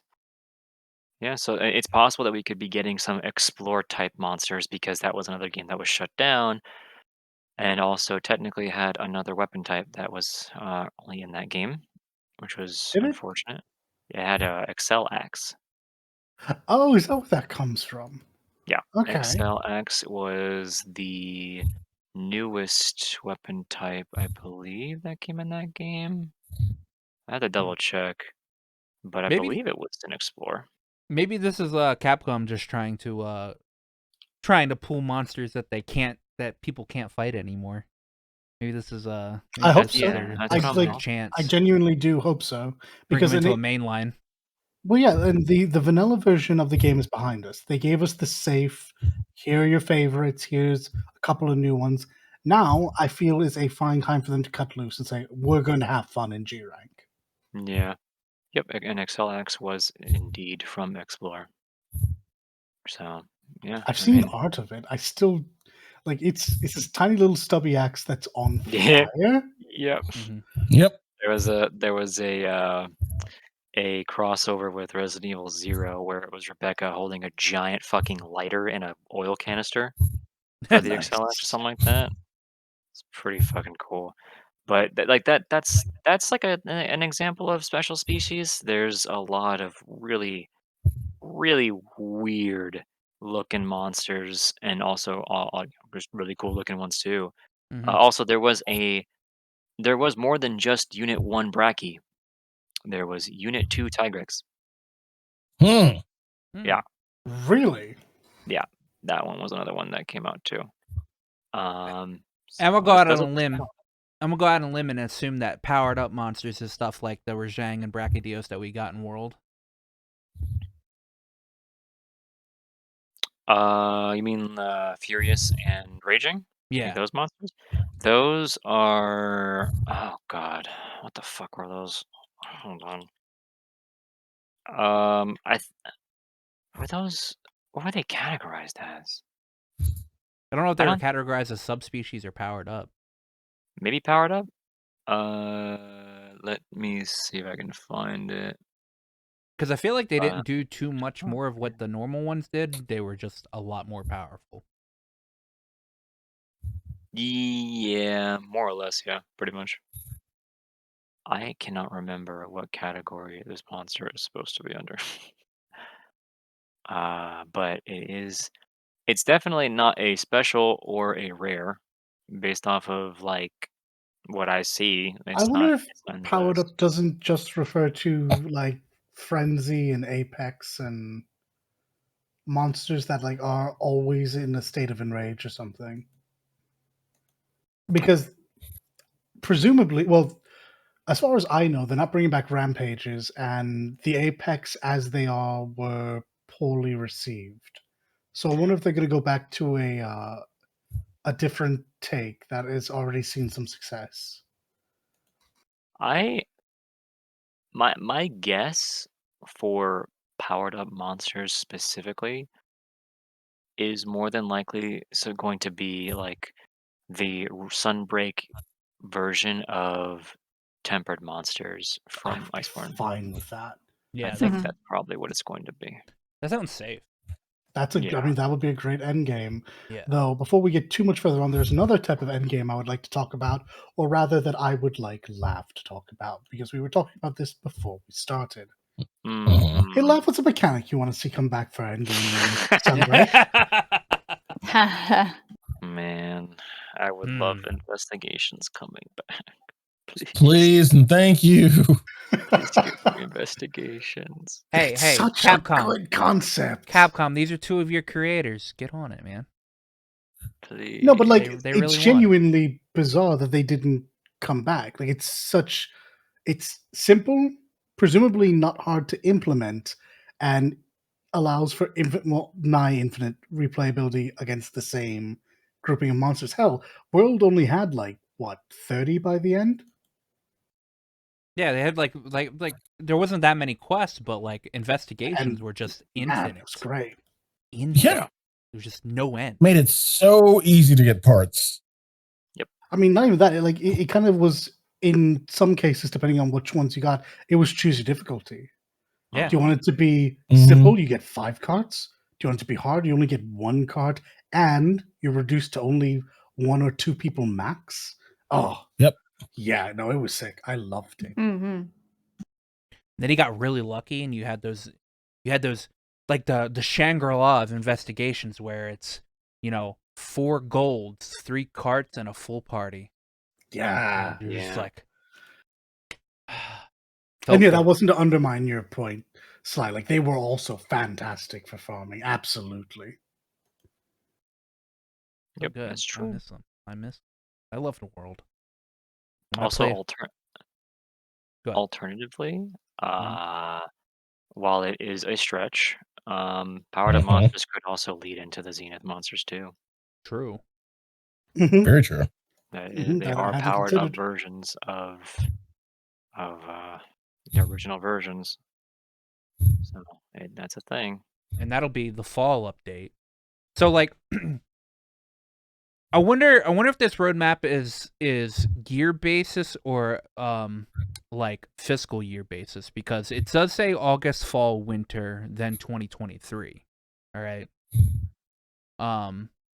But their 2023 would be what? Goes until March. Yeah, it would be March. All right. Mm.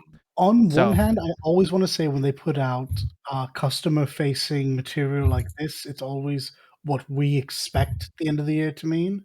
Yeah. But Lord knows I've been wrong about that a couple of times. So like we have the update in August, and then fall, that's anywhere between end of September to what, beginning of December. And then we have winter, but if they're making us think 2023, that's sometime after January, that means we'll probably get like what, the fall update like in October, and then December we'll get another update, and then we get our 2023 update sometime next year. Tell you what, wouldn't hate that. Hmm. That's a lot of content. A hell of a lot of content. And then in August we get what, the Forlorn Arena. I am somebody that is outside of Monster Hunter most of the time. What is that? Because you guys seem to know what that is. Enjoying the video? Remember to like and sub.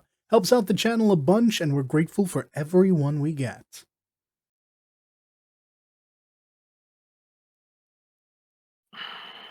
The Forlorn Arena specifically? Yeah. We are like is that just an area, or is it like a?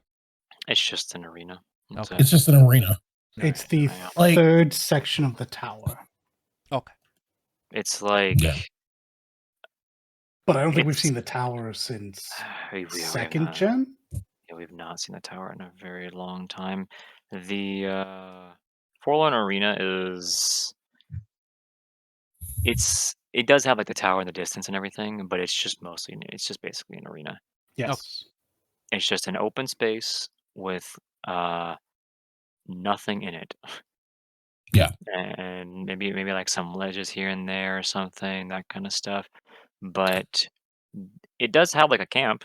Like you do spawn in a camp and you just jump down into Jump said down arena. into the arena. Okay. Yep, Yep, and that's the it. arena, and that's it. There's been a couple of arenas like it in previous games. Nothing in.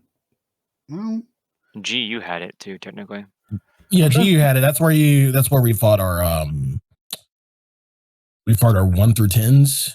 yeah. Some of the cracked out monsters. I'm trying Yeah. to think for Aqua's sake if there was anything in World like it. I don't think there was. Well, I mean, Nah. it would just be a new arena, so it's not going to be like, just arena.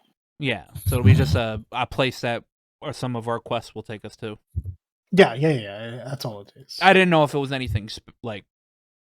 I would like groundbreaking. Narcarcos. Is it Narcarcos? I would like his arena back because it's just covered in bones. Cuttlefish is so cool, man. Yeah, it was a really cool. It was a really cool monster. So was Atal'Ka, Yeah. but I do prefer Yep. Narcarcos. Though Narcarcos can't turn into a giant mech, so It cannot. Mm-mm. Is very true. Yeah, so those are what else is in that roadmap that they mentioned, like that they have for the wording besides powered up monsters and all that? It's just rare species, special species, subspecies monsters, which we all know what that is. Yeah, that's a lot.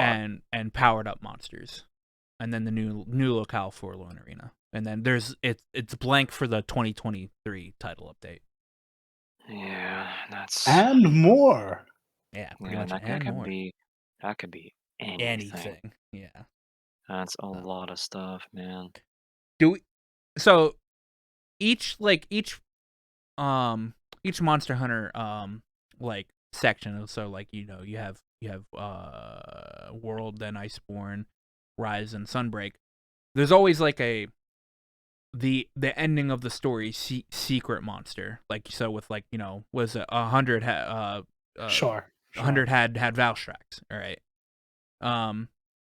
What is any theories on what like the end of like the hub quest line for Sunbreak would be? Obviously, Malzeno is going to be the first thing that we hit. Yeah, that's the flagship. It'll probably be like the midway point through progression, but yeah, like for world, going back to world, we had God, what was fat fuck's name? Safi no, not Safi Xenojiva. Yeah. Xenojiva. Yeah, we have Xenojiva, and then we had what's his fucking name? Ishmelga. Ishvala. Yeah. And nothing really connected the two. Mm-hmm. There was like really no solid connection between the two. True. Yeah. So there, like, suffice to say, I wouldn't say that, like, going from. I mean, I'm not saying we probably have anything to go off of. It was just more like more like going from Narwa to something connecting to Narwa. I mean, if you want to go off Narwa, you could say Amatsu. If they really wanted to like pander, if they really wanted to pander to me specifically, Portable Third was my jam. If they really wanted to pander, like they would throw in Amatsu, but I think they throw in something new. Yes, I agree. But the question is, like what? I don't know. I think that they are specifically just going to for a final boss kind of thing. It won't be Amatsu. It'll just be something entirely new. But I mean, Amatsu can still be in the game. I can just throw him in there because could be the Valstrax of the Sunbreak. Oh Jesus! Give me a Zenith Amatsu any day. We haven't even seen any other elders, so no. It's just here's Malzeno, and that's it. So there's going to be more. It's just I can guarantee you there'll be at least one other one, big in gold. And see, another we're forgetting that Capcom has another more recent pool they can pull from. Yeah. Stories. It's true, and Stories has gone over very well. Yep, it's true. I still need the complete stories. For subspecies monsters, there's quite the selection of potential candidates. Mm-hmm. There's a lot, at least based off of what we have right now. There's Viper Toby, there's Stygians and Ogre. Oh yeah. There's we already have Blood Orange Bishatin and all the ones that they've confirmed. There's Ruby Basarios. I mean, Basarios is in the game already. Ruby could come back. At this point, if you're gonna add something, please don't add another Basarios. Just add Gravios and get it over with. Yeah, they can add Gravios and Black Gravios. Exactly. Espinos is technically a subspecies of regular, and white is rare. I think I don't remember, but Espinos Orange Espinos or whatever can come back. It's possible. There's and I hate this Sand Barioth. No, I love Barioth's design, but it's such I hate to say it's such a lame monster. I do not care for Barioth. I love its design so much though, but it's such a bad fight. Yeah, he's a cool design. Green Narga is also one that we have not seen in ages, technically. True. I know you're wanting to see a subspecies of Gossarog. That would be so cool. Yeah. I think it would have been sick if instead of getting mauled by Gore, it did just instead of turning red, become blue Oni, right? I guess it's always blue Oni, but just do something new. It whips out it digs into the ground, gets out stone hammer fists or something. Mm-hmm. I mean, we also have just the other usuals like Black Gravia or Black Dialos and Red Kazoo and Azurlos Pinky and that kind of nonsense. can we not have another Diablos in here? I have hunted enough Diablos in my Purple time. Royal Lucha. That's true.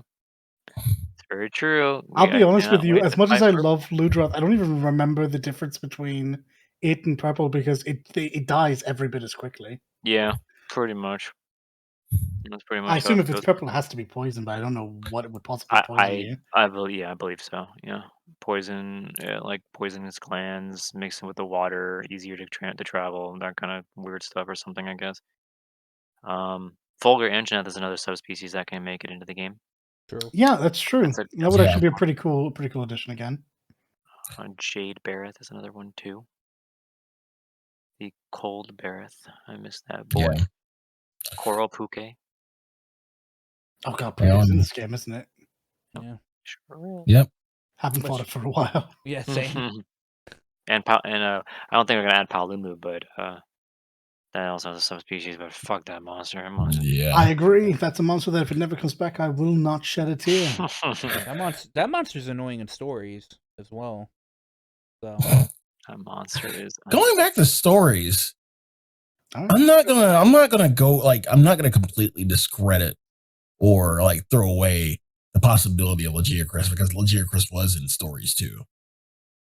There's no like I know the reason they say they don't like bringing it back, and it's because it is designed for the water, and its land motions are only half of its kit, and B the tells aren't the tells are too obvious, and it's super easy to dance around.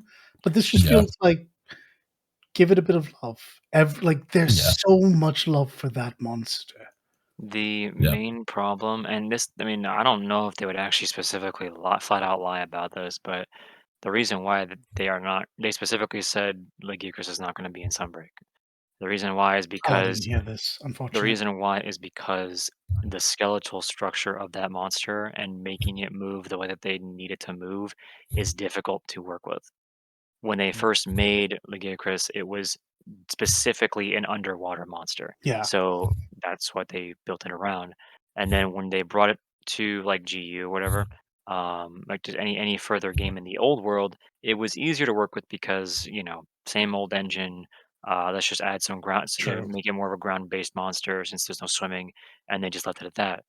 Then when World came out or when it was coming out, they had a hard time with its tracking and the way that it moved and all the just everything regarding its animations. And then they tried it again with Sunbreak, and then they said, "Yeah, no, it's very difficult. It is Oh, very that's tough to mess with." heartbreaking to hear. So, yep. But I guess it makes sense because they have tried to give us something to replace it a couple of different times. First, there was Mizutsune, under the Leviathan, and then it's I almost said your tortoise. No, Almudron. the catfish, Almudron. Yeah. Yeah. Neither. They don't have the same staying power. I love Mizutsune. I think it's such a pretty monster. Mhm. But I can absolutely understand that it's not the same. Nope. You want to see a real fucking pretty monster, and they would never do this, even though it's so fucking recent and so like for me, like a good final monster, like it was the final monster from Stories 2, Altura. Like if you just look at it, it just screams. It's like if Safi Jiva just put on makeup. That's really the basic way I can describe it. If Safi Jiva, oh yeah, wow, if it Safi is Jiva put on pretty.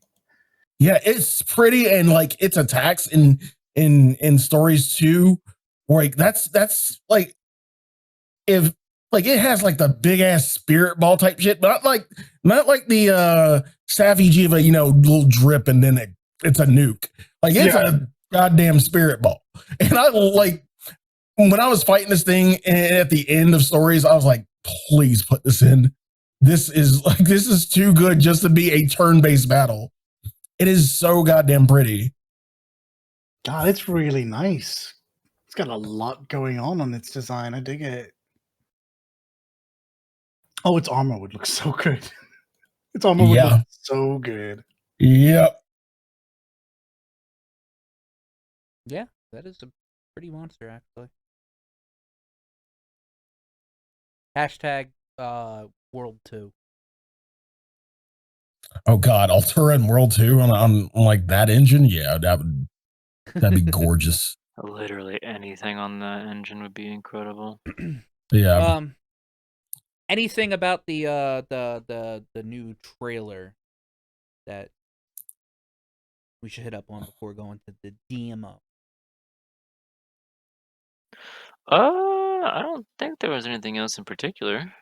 No, not really. Something we can hunt with our friends, or was that the previous one? That was the previous one, yeah, where we can hunt with the new Elgato lads and a couple of them from Kimura. They didn't confirm everyone, which is interesting. Mm-hmm. Yeah. All right then. So the demo. Gonna just cut out the first two monsters in there because those were just the easy monsters. We were able to fight. And I'm blanking on the name, but it's like a Rise X. Or no, I'm Astalos. sorry. Astalos. Astalos. We were able to hunt Astalos and Malzeno. And use the new Switch skills. Yeah. So good old boy Astalos. I feel so bad for Gameth. I feel so bad for Gameth. No, yeah, my Gammy, man. For Gam. The sandbag? I'm so sorry. Gam. Not my Gam. That poor monster. I'm a flagship. Yeah, sure, Gammy. Let's get you back home. They would have to seriously change that monster to make it like, cracked out and everything. That's difficult. Yeah. Mm-hmm. That's the problem. Yeah. Because it's a cute monster, but goddamn it's just it does nothing. It's a target dummy. Yeah. It's a target dummy that just stomps on you. That's it. But yeah, Astalos. Well, before we get into Astalos, can we just talk about like the features, the shit that nobody really noticed? Yeah. Okay. First and foremost, for people who don't like, foraging for spirit burbs, you get a pity spirit burb. Yep. Pity. You get a pity spirit burb every so often. I haven't even tracked it or counted, but every so often a spirit burb will come to you and you get a pity one. So is that just a real thing that's going to happen in the game, or is that just a demo thing? Because I don't know. Knows. Oh, nobody knows. It's happened on multiple maps. It happened on the jungle, and I believe it's tied to armor sets. Like supposedly some armor sets can't get like one of the weapons in the demo can't do that. Unless like maybe you have like someone who someone on a different weapon set that has that unique feature. I don't know the much more specifics of it, but when I was talking to some people about it, we at first thought it was tied to Palico because in the trailer the Palico plays a horn that looks like a spirit bird, but it doesn't do it in the demo. So I said, okay, that's a good point. So is it a specific Palamute thing? Maybe they made it so that the Palamutes so that both the Palico and Palamute can possibly do that. Sure. So you're not, so there's equality in it. There's no, oh, I have to use my dog now and can't use my cat. Like there's none of that. Then, there was neither of that. So now we have the idea that maybe it could be tied to the Pedalus. Yeah, maybe the Pedalus fair. might have a unique perk to it where you probably don't get as many bird buffs per pickup.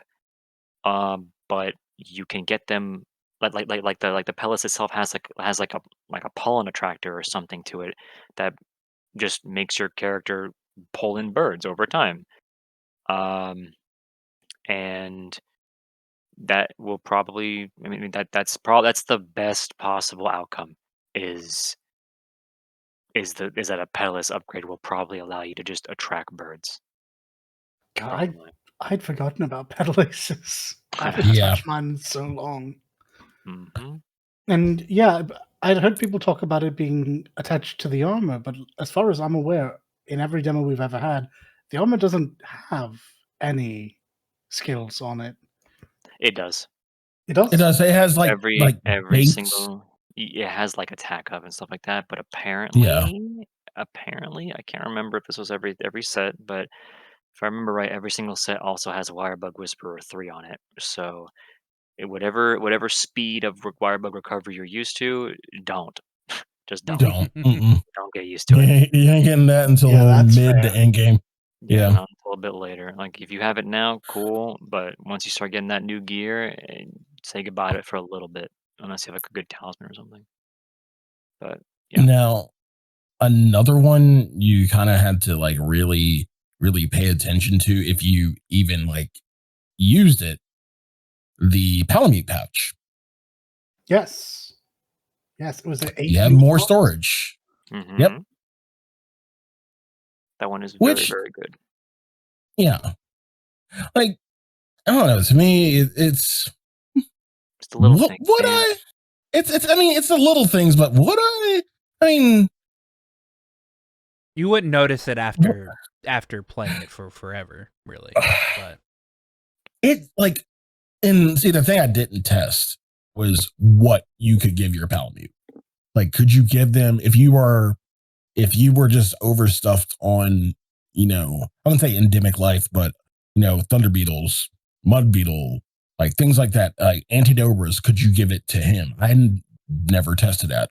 I don't. And I should have. That's a good question. I don't believe that would be a thing, but it would be Yeah. interesting because like that would stockpiling and all that kind of shit would be ridiculously cheesy. Yes. That's that good Gouda. Yeah, that's just free damage right there. That is free. That is free. Speaking of endemic life, the new wall endemic life where you can run them into it and get more damage. And it also inflicts blights too. Mm-hmm. And you can choose what to like if you have the right kind of setup, you can infuse the starburst bugs with whatever element you can get your hands on. It's really cool. Yep. And shout outs to the marionette spider. Oh boy, that's a good one. Such a cool that is so cool. Just yoink them into a wall. Oh god, that is so good. Like I was like, wait, marionette spider? Like I know puppet spider. Marionette spider. What's this? And you just yank. Yeah. Free wall slam. Heard you like free uptime. Mm-hmm. That's a free bonk. That's a free one bonk without the mount. I'll take it. And of course, the most important new mechanic: switch skill swap. Yeah. Oh yeah. Like, okay, I'm gonna take you back to what was it? One of the first digests when they introduced this. Mm-hmm. I saw it. I immediately, and I think Sammy said the same thing. This is some Lav bullshit. He's going to do some stupid shit with this.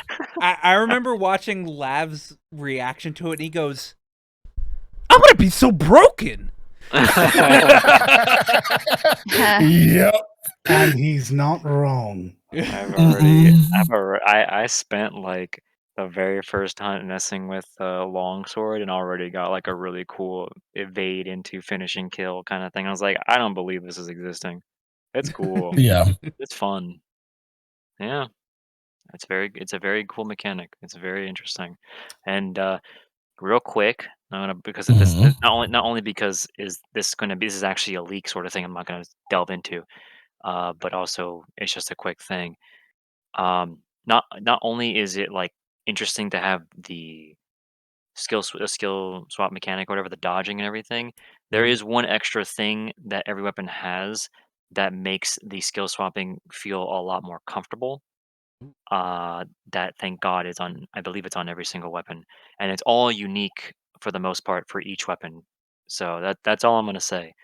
because that is actually a particular leak, and it makes me fucking mad that people are just throwing that shit out there like it's fucking going out of style. Oh. But there is something really, really cool that you can do with the switch skill stuff, and I'm not talking about the new armor skill. There is a new armor skill that this is not a leak or anything because this was posted by Capcom. Um, there is a new armor skill that's going to be in the game that makes unless this is going to be changed. So I don't know, but they showed off a mechanic where when you successfully perform a switch skill evade right as an attack is about to hit you or whatever with this unique armor skill, you get a wire bug recovered. Oh. So if you're good at timing all that, you're just gonna be rewarded for flipping and dipping all over the place by getting your one wire bug back. So it's gonna be even crazier than you might think it can be. I need to pop back into the demo and mess around with that more often. I feel like that's an aspect that I didn't tinker with because charge blade and guard points and Yeah, really all I need is my like one skill. I don't know why I would switch, but just to have the evade, it's just something that I think the evade is the very good. faster, the faster I get used to it, the better it will be for me. It is literally just all free iframes. It's disgusting how good it is. It I looks huge. Yep. I used it to dodge a roar, and I used it like so early, and that entire flip, I was like, "Bro, how? What? This is ridiculous. Why can't I do this?" It's very good. But yeah, that's the thing I'll say about that real quick. Is just there's something more to it, and I'm interested to see about the possibilities. But also, stuff in the demo are subject to change because it's definitely not the most recent build. That is not in the demo. Oh, that's not okay. The armor skill thing isn't in the demo. So we'll just see if that actually does change though, because that was posted a while ago. Like Yeah, but maybe almost the a month iframe ago. timing though on the Oh dodge. that is. I hope so. That's gonna be really easy. But what were you gonna say before Slide about the switch skill thing? Like what else? What else in particular about switch Well, skills? that and I was gonna say some weapons got I'm not sure if all of them did, Hmm. but some of them had new switch skills put on display. Oh yeah, no, they all Uh, they all did. okay, They all had at least one. Yeah. yeah, Yes. just making sure because I went back and checked a few. It's all right. I know you don't play every weapon. It's okay. Yeah, All right. I don't blame you. I have my favorites. I have Yeah. my favorites. Everyone's got their I love favorite. them. Let me just say, American Lance is just so fucking good now. Just wait until you get to play with the other one. That one is What? really cool. Lance? No, the other switch skill for The other switch skill for the American Lance. GL. The other, I've yeah, actually seen it. Like yeah, the one they showed off in one of the trailers. yeah. Yes. There's Ooh. there is a little bit more to it than what you saw, a little bit, and it's something that's very interesting and cool. So, yep. Again, I can't say anything else because it's a leak, so I can't talk about it. But from what I've seen, I was like, this is cool. This is very neat. I like this. It's the little things, man. It's just the little things. So, We appreciate the little things. oh Also, yeah. don't worry, Sly. I'm in the same boat. I looked at my guild card earlier, and I have like 160 something like hunts on bow, and everything else is at 0. So I also don't play every weapon. So It's all right. it's I okay. did a lot of testing with I did a lot of testing with a number of those with all those weapons for the most part, and yeah, some stuff got some cool quality of life things. I don't know if some of it is tied to I don't know if some of it is tied to armor skills. Some of it might be, but Mhm. there's some good stuff. The switch skills, the gap closer for gun lance, where you just blow up everything, is very good. Mhm. Very good gap closer. The what else? What other weapons did you play, Sly, in the demo? I did my swag axe. Yeah, switch axe. Switch axe getting that counter is just Yep. I I didn't know God, I that's so didn't strong. I didn't know what I wanted so badly was a But counter. didn't ask for. Didn't ask for was a counter attack. Like when they first showed it off, I was like, what? I just wanted to be able to block with the weapon, but literally counter? Counter. Like Mhm. the weapon is a counterattack that is based that where the timing of how long you can hold said stance is based off of the ammo in your weapon. Mhm. So if you have a whole bunch of ammo, you can just sit there for as long as you want until it runs out. You can cancel out of it by just rolling. You can just attack if you want to, and it has super armor, and it still does some okay damage. Like it's not insane, but it's just a big explosion that just does a little bit of nice damage. The counter itself, when you successfully do it, not only is very satisfying, it hits for a hell of a lot more. It's multiple hits, and it maxes out your meter. Like it puts you in amped up state, and you can chain right into more of your attacks. Like, God, get a fucking Switch X gonna give me a fucking conniption. I in the demo you can change your switch. You can change your loadout right for your Mhm. switch skills, and it saves. I said, okay, I'm gonna have the counter on the counter and the soaring wyvern attack on the same loadout, the one where you can dive into the ground.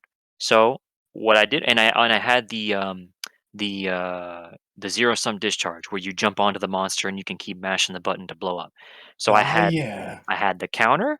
I did the counter, went straight into from the counter animation into the zero sum to jump onto the monster, stood on the monster for a while, blew up, did the gap closer of Soaring Wyvern while I was in the air, went back down, and then just switch skill swap, dodged into something else, and then just did the reload and infinite ammo like trick for the wire bug move. And I was like, what am I doing?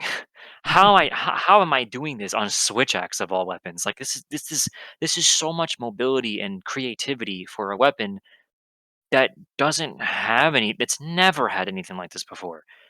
And it's insane. So I love what they've done with Switch Axe. It's crazy.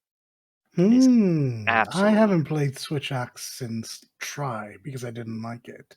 you would Turns out, love Switch Axe in this yeah, it game. turns out mayhaps I need to give that another look see. Yeah, man, it's very good. Sword and Shield, Yeah, Destroyer Oil. Oh, yep, yep. like it ain't much, but it's honest work. You know, like it Destroyer Oil, while it's not like the It's not oh for you. I want all my damage and everything. What the hell is this? I can KO the monster faster. I don't really care personally. Cool that I got oils. I was fine with or without them. Um, but also the use of the oils is a one wire bug skill. It's very nice to have. It is also a very, very small gap closer that does damage before actually applying said buff. It lasts a good long while, and you can sheathe and not be punished by it going away. Like it's just it all just works. Very, very nice. However, the real star for Sword and Shield is the little things, man. I shed a tear. I shed a single tear and nothing more because this has never existed before. When you block with sword and shield in every single game, you do this hobble, little crouch walk forward, and you're very slow. In Sunbreak, when you block with your sword and shield, you actually just keep your momentum and keep walking. You don't hobble. And you can do it seamlessly. You can just walk forward with your weapon out, no blocking, and then when you start to block, the character just goes into a little brace of blocking and they keep their momentum of their walking animation instead of slowing down even more. I cannot tell you how incredible it is to just do that and be like, "Oh my god, I can stop turtling my way with a sword and shield." Like it's insane. Like you block with the same mobility as a fucking lance user on sword and shield before this change. Now I actually feel like I am lighter with the weapon, which is what it's supposed to be, and it feels a lot better. Um Great sword, Hysteria, the counterattack, very cool. It's very cool. It's cool to. I mean, it's you still take damage. It's not like a proper parry, but you have. It's like tackling or rage slash where you take less damage, Sure. a little bit less damage. But it maintains your charge level. It lets you go into, I think, the next level, I believe, instantly. I can't remember, but it's a very very very cool skill. Um, Particularly fast cooldown. Again, all Wirebug Whisperer 3.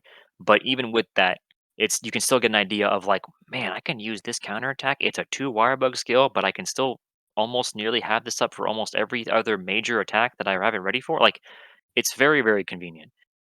Um,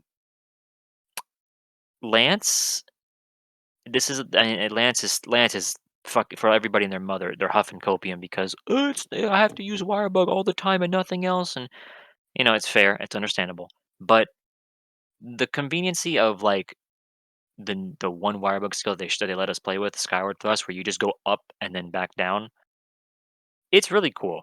Like, imagine what if we gave Lance the ability the ability to already poke and have long reach, have them just go up in there into the monster in the sky with said long reach and hit multiple times.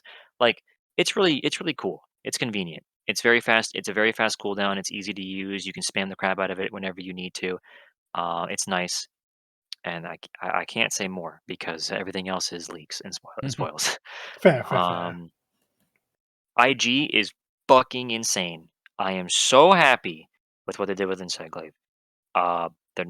their new awakened whatever the hell attack. I just call it Extract Hunter because it's the exact same move in GU.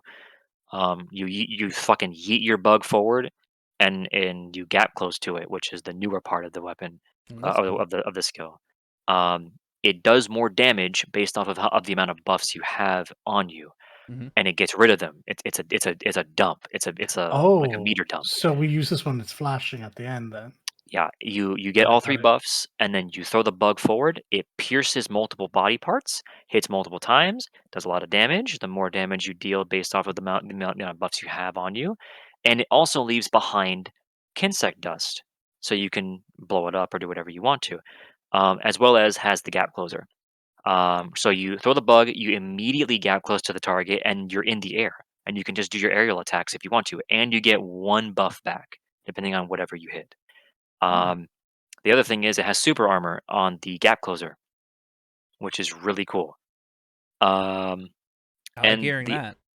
the other thing, which is I'm pretty sure this is not going to be in the full release, but there is a video of 4 Insect Glaive users testing out one other new thing that they have access to in the demo, and it's finally Insect Glaive users have the ability to press both attack buttons at the same time, and actually do something instead of it doing literally nothing. And what this does for the specific loadout on Insect Glaive in the game in the demo is it has the vortex detonation. So when you leave powder behind from your bug or whatever, um, if you don't attack the powder and it just sits around doing nothing, you can press this button and while your bug is out, and it orders your bug to spin around and create a vortex, a vacuum that pulls all the dust together within a reasonable range. It pulls all the dust together and it detonates it and does hundreds of damage. Oh, congratulations, you're a Teostra now. Yeah. The other thing is it works with multiple Insect Glaive users' dusts. So somebody decided to Oh make a god. video where they had full 4 Insect Glaive users throw all their dust out, and then they pulled everything together, and in one instance, it hits multiple times, mind you. In one instance, one of the numbers hit for 5,000 damage, and I was like, "This is not gonna be in the full game." No, That's they've gonna be Oh. too literally easy. turned them into Teostra. Yeah, That's so actually Supernova. What? yeah. Yeah, and also, while it isn't in the demo, some of the other bugs that this is fine to talk about because Capcom showed it. Some of the other bugs that they allowed us to have in Sunbreak are really, really cool. I think Assist Bug now, which is the one that attacks with you, has the ability to now leave behind a dust cloud, like any other dust cloud would normally be left behind from your bug attacking, and you can walk into it and get triple buffs. You get all 3 of the buffs. Your bug lets you just disperse buffs in the air, and you can just go grab them, and that's really That's sick. fucking cool. And I think the other one is like one of the speed type bugs or something where you can like have your bug. You can order your bug to do some supercharged moves or something like that while it's out or something. I don't remember that one specifically, but there's something unique about it too. Heavy bowgun and light bowgun. Light bowgun has a counterattack. Whoopie fucking do. Nice to have it back. Nothing too crazy. Um, That's true. Heavy bowgun has the setting sun move. You put a ring around, it lets the bullets slow down, so it pierces the body parts more. So if you use pierce ammo on that through that ring, it does more damage. Very cool. Um, dual blades are dual blades. Spiral slice came back. It's very fun to use. Um, Also, one thing I forgot to mention about Lance, their Twin Vine ability, the move that lets you tether to a monster and you can jump to them, costs 1 wire bug now instead of 2, and it's a faster cooldown, and it lasts much longer. And this is something that needs to be further tested more, but it was already tested by other people.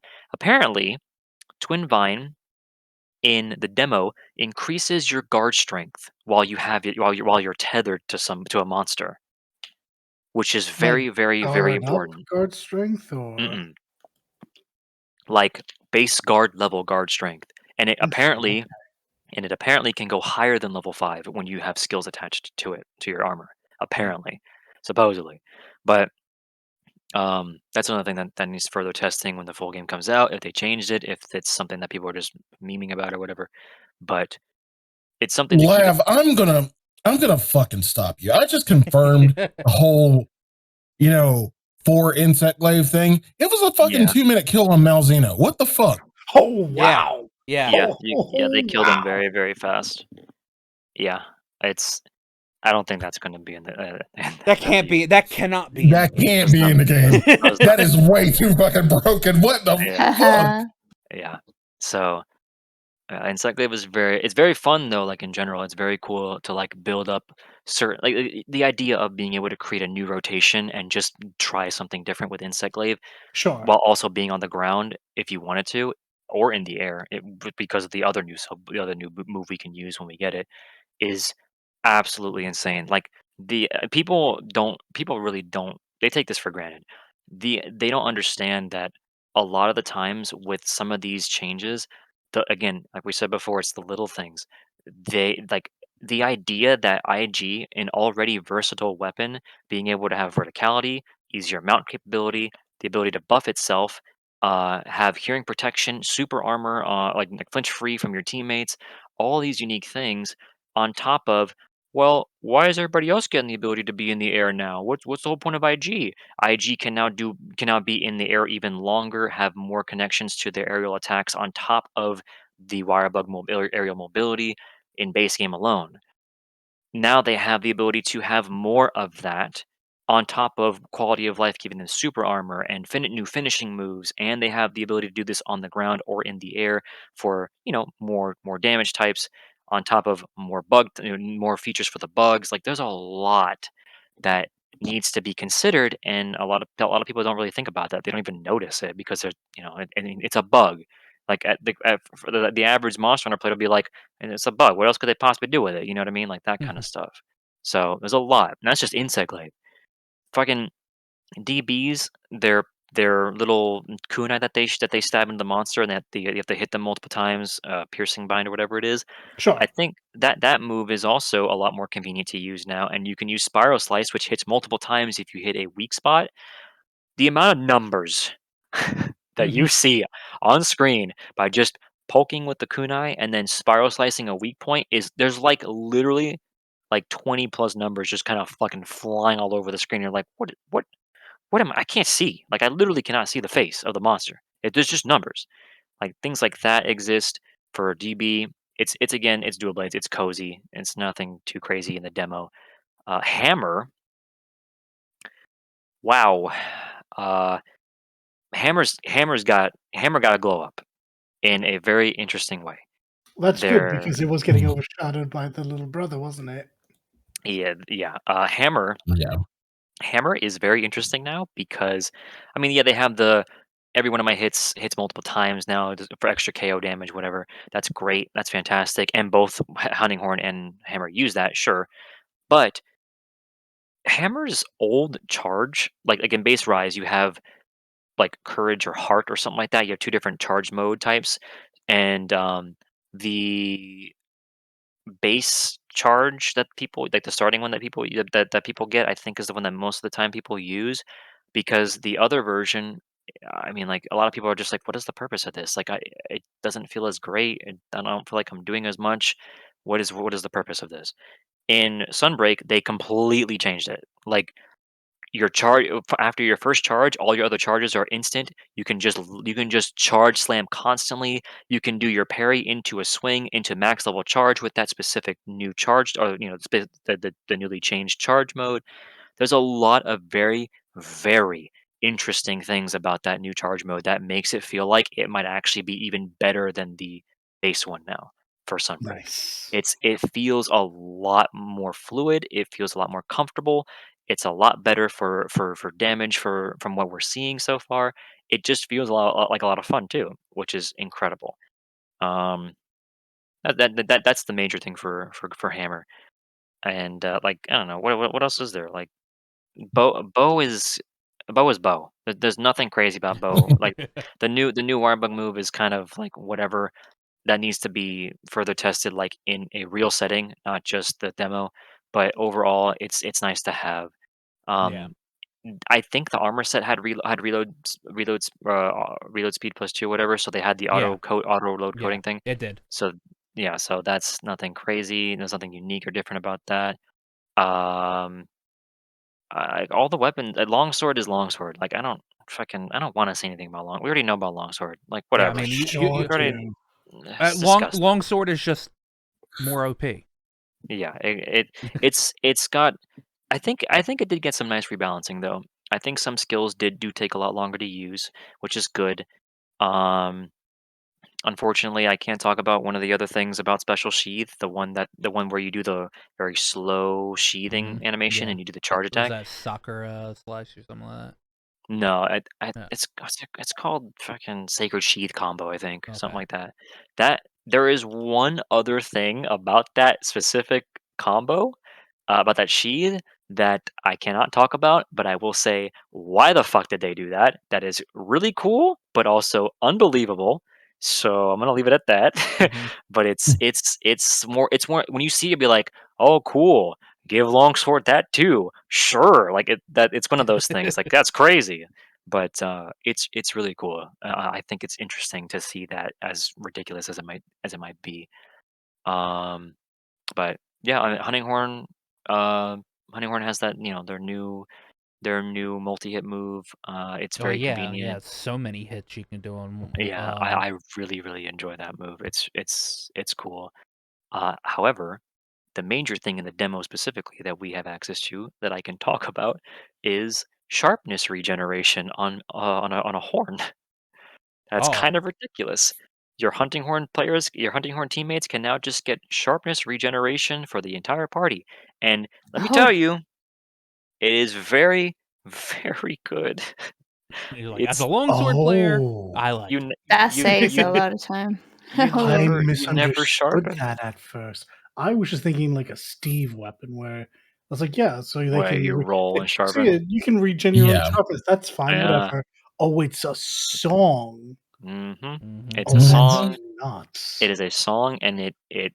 I was using, so on Sword and Shield they have the drill stab where it hits multiple times. It's good for Yes. like status and element. I was practicing. I was like, okay, I'm gonna use mostly just this move, and with someone else playing horn, and just see how effective sharp the song is. Um, well, also times of, this is including the monster running away, going after someone else, or running away in general, blah blah blah. So I wasn't hitting the monster all the time, but I was hitting him fairly frequently. That sharpness regeneration was putting up a good fight.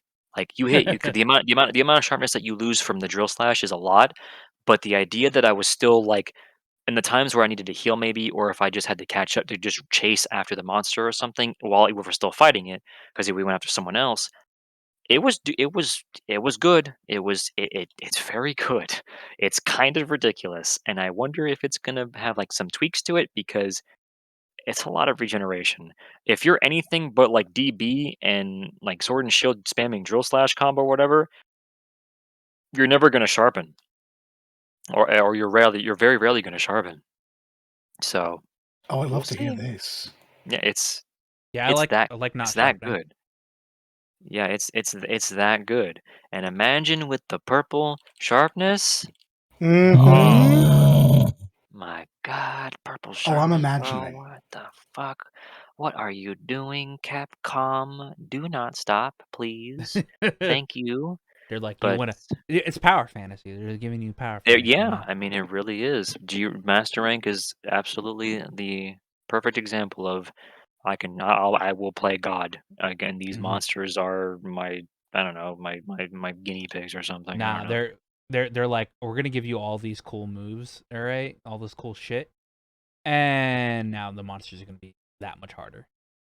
I really hope so. I really do. But that's the gist of all the weapons in the demo for like the Hmm. availability of their skills and everything like that, and some quality of life here and there, and things like that. It really, dude. It's just there's probably more that we don't know about. I don't know, but uh, I could be wrong. We probably have seen everything we could have for like some quality of life things in the demo. But even with what we have, I'm very happy with it. But I'm also even more so happy that when Master Rank comes out, we are going to have uh some really disgusting sets. Yeah, yeah, we are. You're gonna have max attack, max crit if you wanted to, or max Wex, max crit boost, Wirebug Whisper 3, the new skill that gives you the bug refresh on skill evade. You're gonna have protective polish if you wanted to, speed sharpening, stun res, flinch free. You're gonna have all of this and even more shit probably, more than likely, on one set. And that's not and that's including level 4 deco slots. Give it to me. Give it to me, So Capcom. I want it. yeah, there's gonna be a lot of stuff. And about Astalos specifically, since I mean the topic was about Astalos and whatnot, Oh yeah. Oh, we've come a we, ways, we, haven't we, we? we went from Astalos to all the to weapons. yeah, Astalos is the same bitch as I remember him being for one. But holy shit, dude, his colors. That Yeah. iridescent look is like the coolest Yep. fucking that's the coolest no fucking pun intended, I hate this, but it's the coolest fucking glow up that he's had. Genuinely cannot stop thinking about the vibrant blues, oranges, reds, greens, like slight purples and everything that are just on his wings, and I'm like, "Bro, you're supposed to just be green. What the hell happened to you? Full on. You became RGB. Yeah, What's stained glass. happening?" Oh, RGB. That's even better. Like, it's really cool, and I think they did a really good job with his the electric effects and everything, how the colors just literally breathe through his webbing and everything, and if you didn't notice this, his webbing is, bug-eyed looking because he's Uh, supposed to be themed after a bug. yeah. So like, the attention to detail on, like, the little bug-looking texture kinda things it's just like it's the same feeling that we talked about with Gore Magala. How the fuck they do that with them damn wings? That is literally tattered Mm-hmm. cloth. The same thing with Astalos. Bro, you are literally my RAM stick right now in my computer. I'm looking at you right now. You are all these different colors of the rainbow. Yep. It's just it's insane, man. I just it's a fucking video game. We came back full circle again. The fucking video game. And that's Um. just Astalos, bro. Uh. Damn. I know you were talking about it earlier. How what you couldn't walk through Astalos's wings? Yeah, you can't. You're just blocked when he's knocked over. It's really dumb. Fucking hate it, man. The one thing they had to fucking bring over to this game and it was that. And I can walk through the wings of Rathalos or I don't know, Rathian or Something else, I don't know, man. It's weird. I mean, it might be changed in the full game, but that's big copium because I don't think that's something that would be a big difference to change from Yeah. demo to that. But whatever. However, my God, Malzeno. That's the most. That monster is the most JoJo monster ever. He's so sick. Have you guys seen the clip of a Tetranodon fighting a Malzeno? And That is No. very unfortunate. he tries to swing at him and he misses, because he's too far back or whatever. And Malzeno backs up a little bit, does his blink teleport thing, his really fast dash behind him, Mhm. and Tetranodon actually it was the right moment for the AI to do this. He teleports behind Tetranodon. Tetranodon looks behind like, huh? And then he just gets stabbed in the back by Malzeno. He got It's he got really good. my emotion there. Yeah. It's nothing personal, This kid. little kid. It's really cool. I was saying, what would be funny if there was like a turf war between Valstrax and Malzeno, and then man. Valstrax does his ambush thing or whatever, where he just disappears and then fucking comes back. But as soon as Valstrax lands down, Malzeno fucking teleports behind him and is like, nothing personal, kid, and just fucking destroys him. It'd be so cool. fucking cool. It would be awesome, yeah.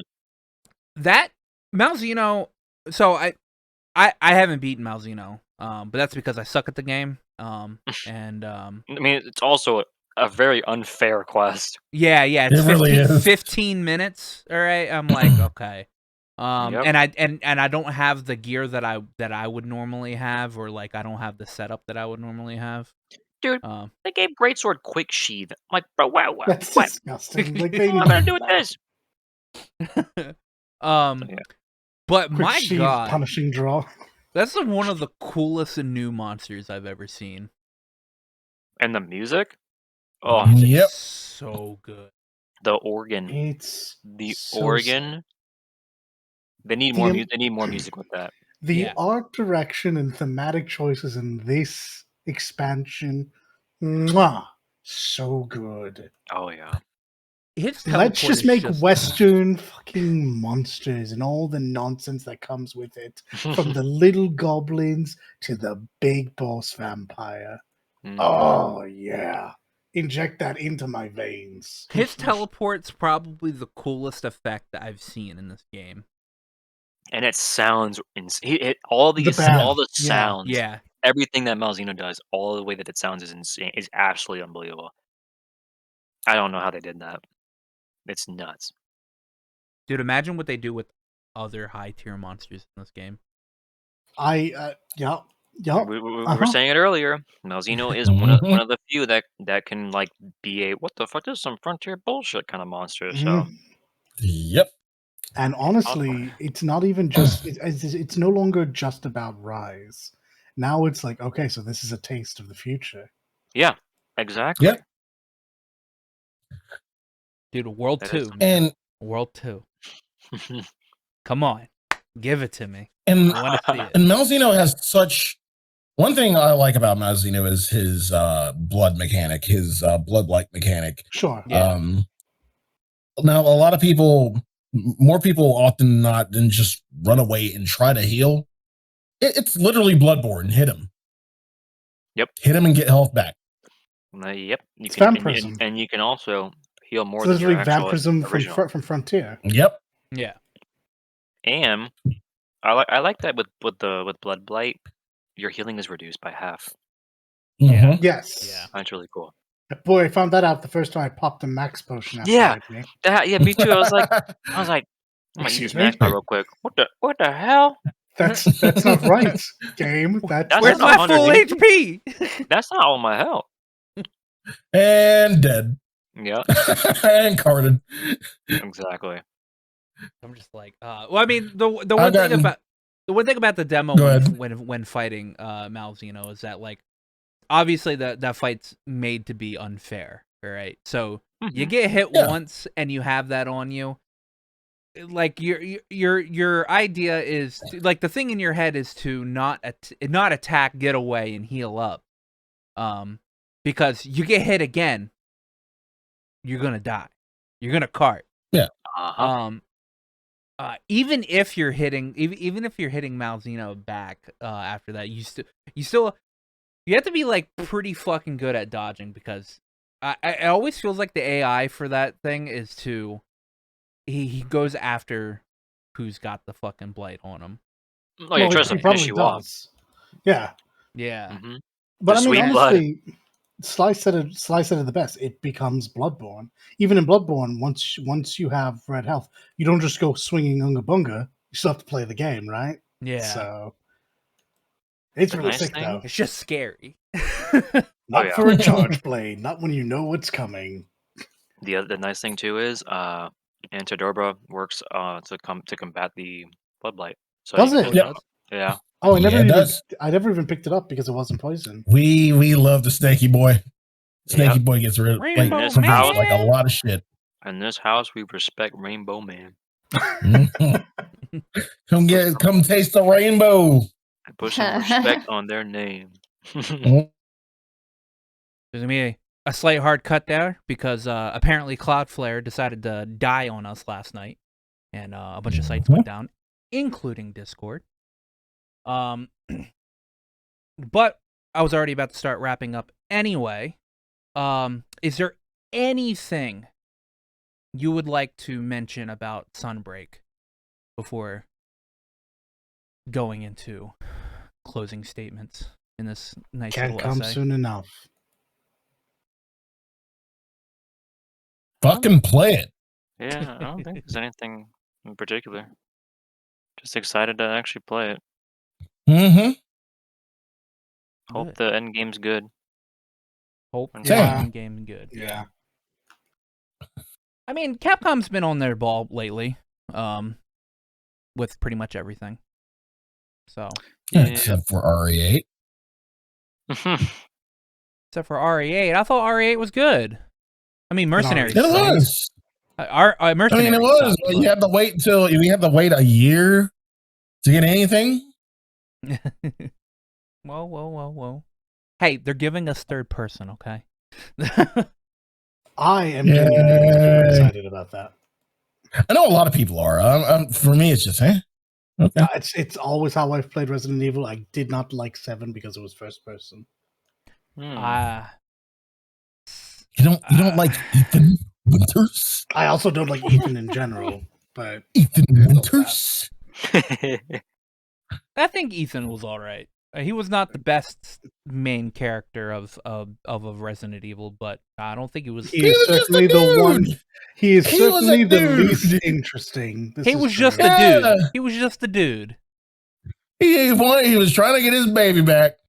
Well, first, the baby that he ends up was in it. immediately being more interesting than him in the preview. True. Her DLC. True. So he was a dude who got knocked upside the head and stuck in a house with the creepy family, then loses his baby.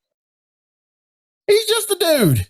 He's not a part of Stars or anything like that. Stars. I mean, he's just a dude. I mean, he's not a member of the BSAA. Yeah, he's not a member of the BSAA. He's not Umbrella. He's just a damn dude. What was Ethan? Was Ethan? But was he just? But he no. He reporter?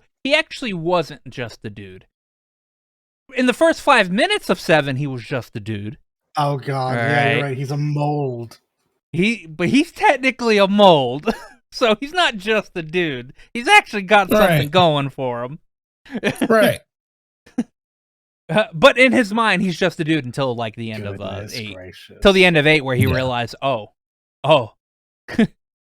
I'm not even human anymore. Anyway, that's good to know. I mean, I guess that's spoiling a completely different game than what we're here to talk about. Oh yeah, true.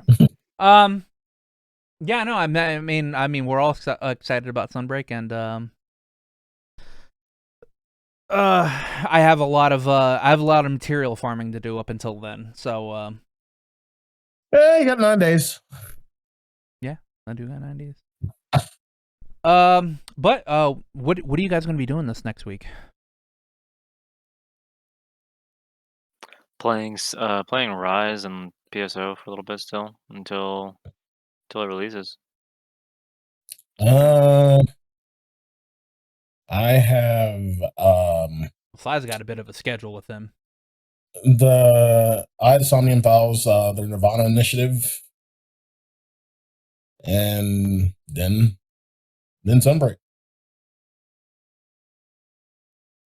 Doll it. Oh, see, that's not so busy. Yeah, I mean, well, Yeah. You obviously you do 14 stuff too. Like you actually have a scheduled plan of like when you're gonna be playing certain video games. Yeah. And Mondays you have your Betrayal. So. Yep. He's a busy man. Oh, right, yeah. No, I'm going to be playing a bunch of Rise. Just like I have everything I need just to start messing around with the various other weapons. After Lavren pointed out how good the Switch Axe felt, I made the swag set. I made like the endgame swag set because I could, and I have a longsword set, and I've just been messing around with both of them. So that's my plan. I mean, at some point I'll probably download and play through Shredder's Revenge so as to not. I don't even think I can burn out of Monster Hunter in 9 days. I don't think I can do it. I think that's too short a time. At most, Shredder's Revenge is only going to take you an hour and a half to get through. It's That is true. It's a very short game. Two-ish and a half hours. Yeah. Depending on what you put it on. We put it on gnarly, and yeah, that was our time.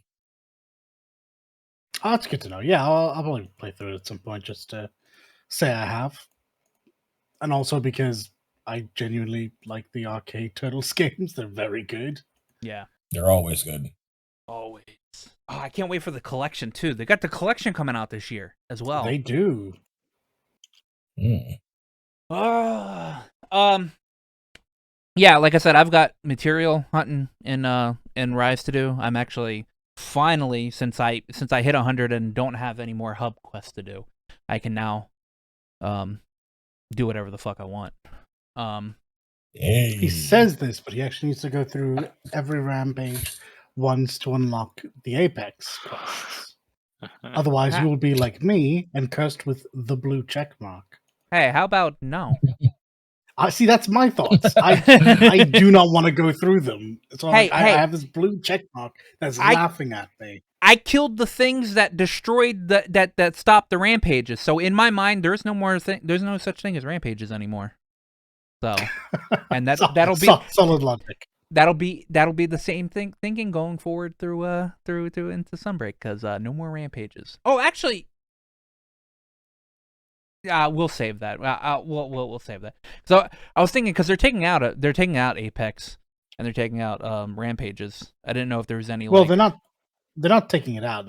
There won't be like what type of gimmick. I mean, obviously Apex will have that. The replacement for Apex will be like the other superpowered monsters. We're going to see frenzied monsters just because of a certain person's inclusion. Yeah.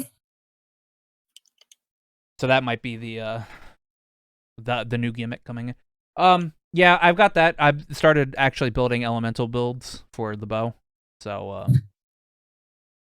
I will now actually not just rock one bow build. And I don't know, there's branching out. Yeah, I'm branching out. Instead of one bow build, I have 5 at the moment. But yeah, I've got nothing else I'm playing. I mean, I might hook up turn on CS4 again so I can finally get through the English version of that. I'm like halfway through. That's fair. But I have nothing else to do. Thank you guys for coming on twice, because the internet sucks at times. No problem. No problem at all. Going forward, I know you guys. I know Lav was saying something about doing one after Sunbreak comes out, just to get through with our like initial impressions of it. And then we've got like 3 or 4 updates after that. So like sometime next year, after like maybe the last update, or when we get like a a new announcement for like a new Monster Hunter. Can set up times after that. So I guess like maybe next time we'll do one at like end of July or something like that. Well, maybe not end of July, middle July. So we can talk about everything that Sunbreak actually has. Exciting. Yep. Looking forward to it. Yeah. Thank you for coming on, and congratulations again for you both making Capcom creators. Yeah, grats. Thank you. Thank you kindly. And Deserved on both accounts. Yeah. And if you made it this far, like, favorite, subscribe, whatever, all that YouTube jazz that nobody pays attention to. And we'll see you all next week. Be good now. Take care. Goodbye.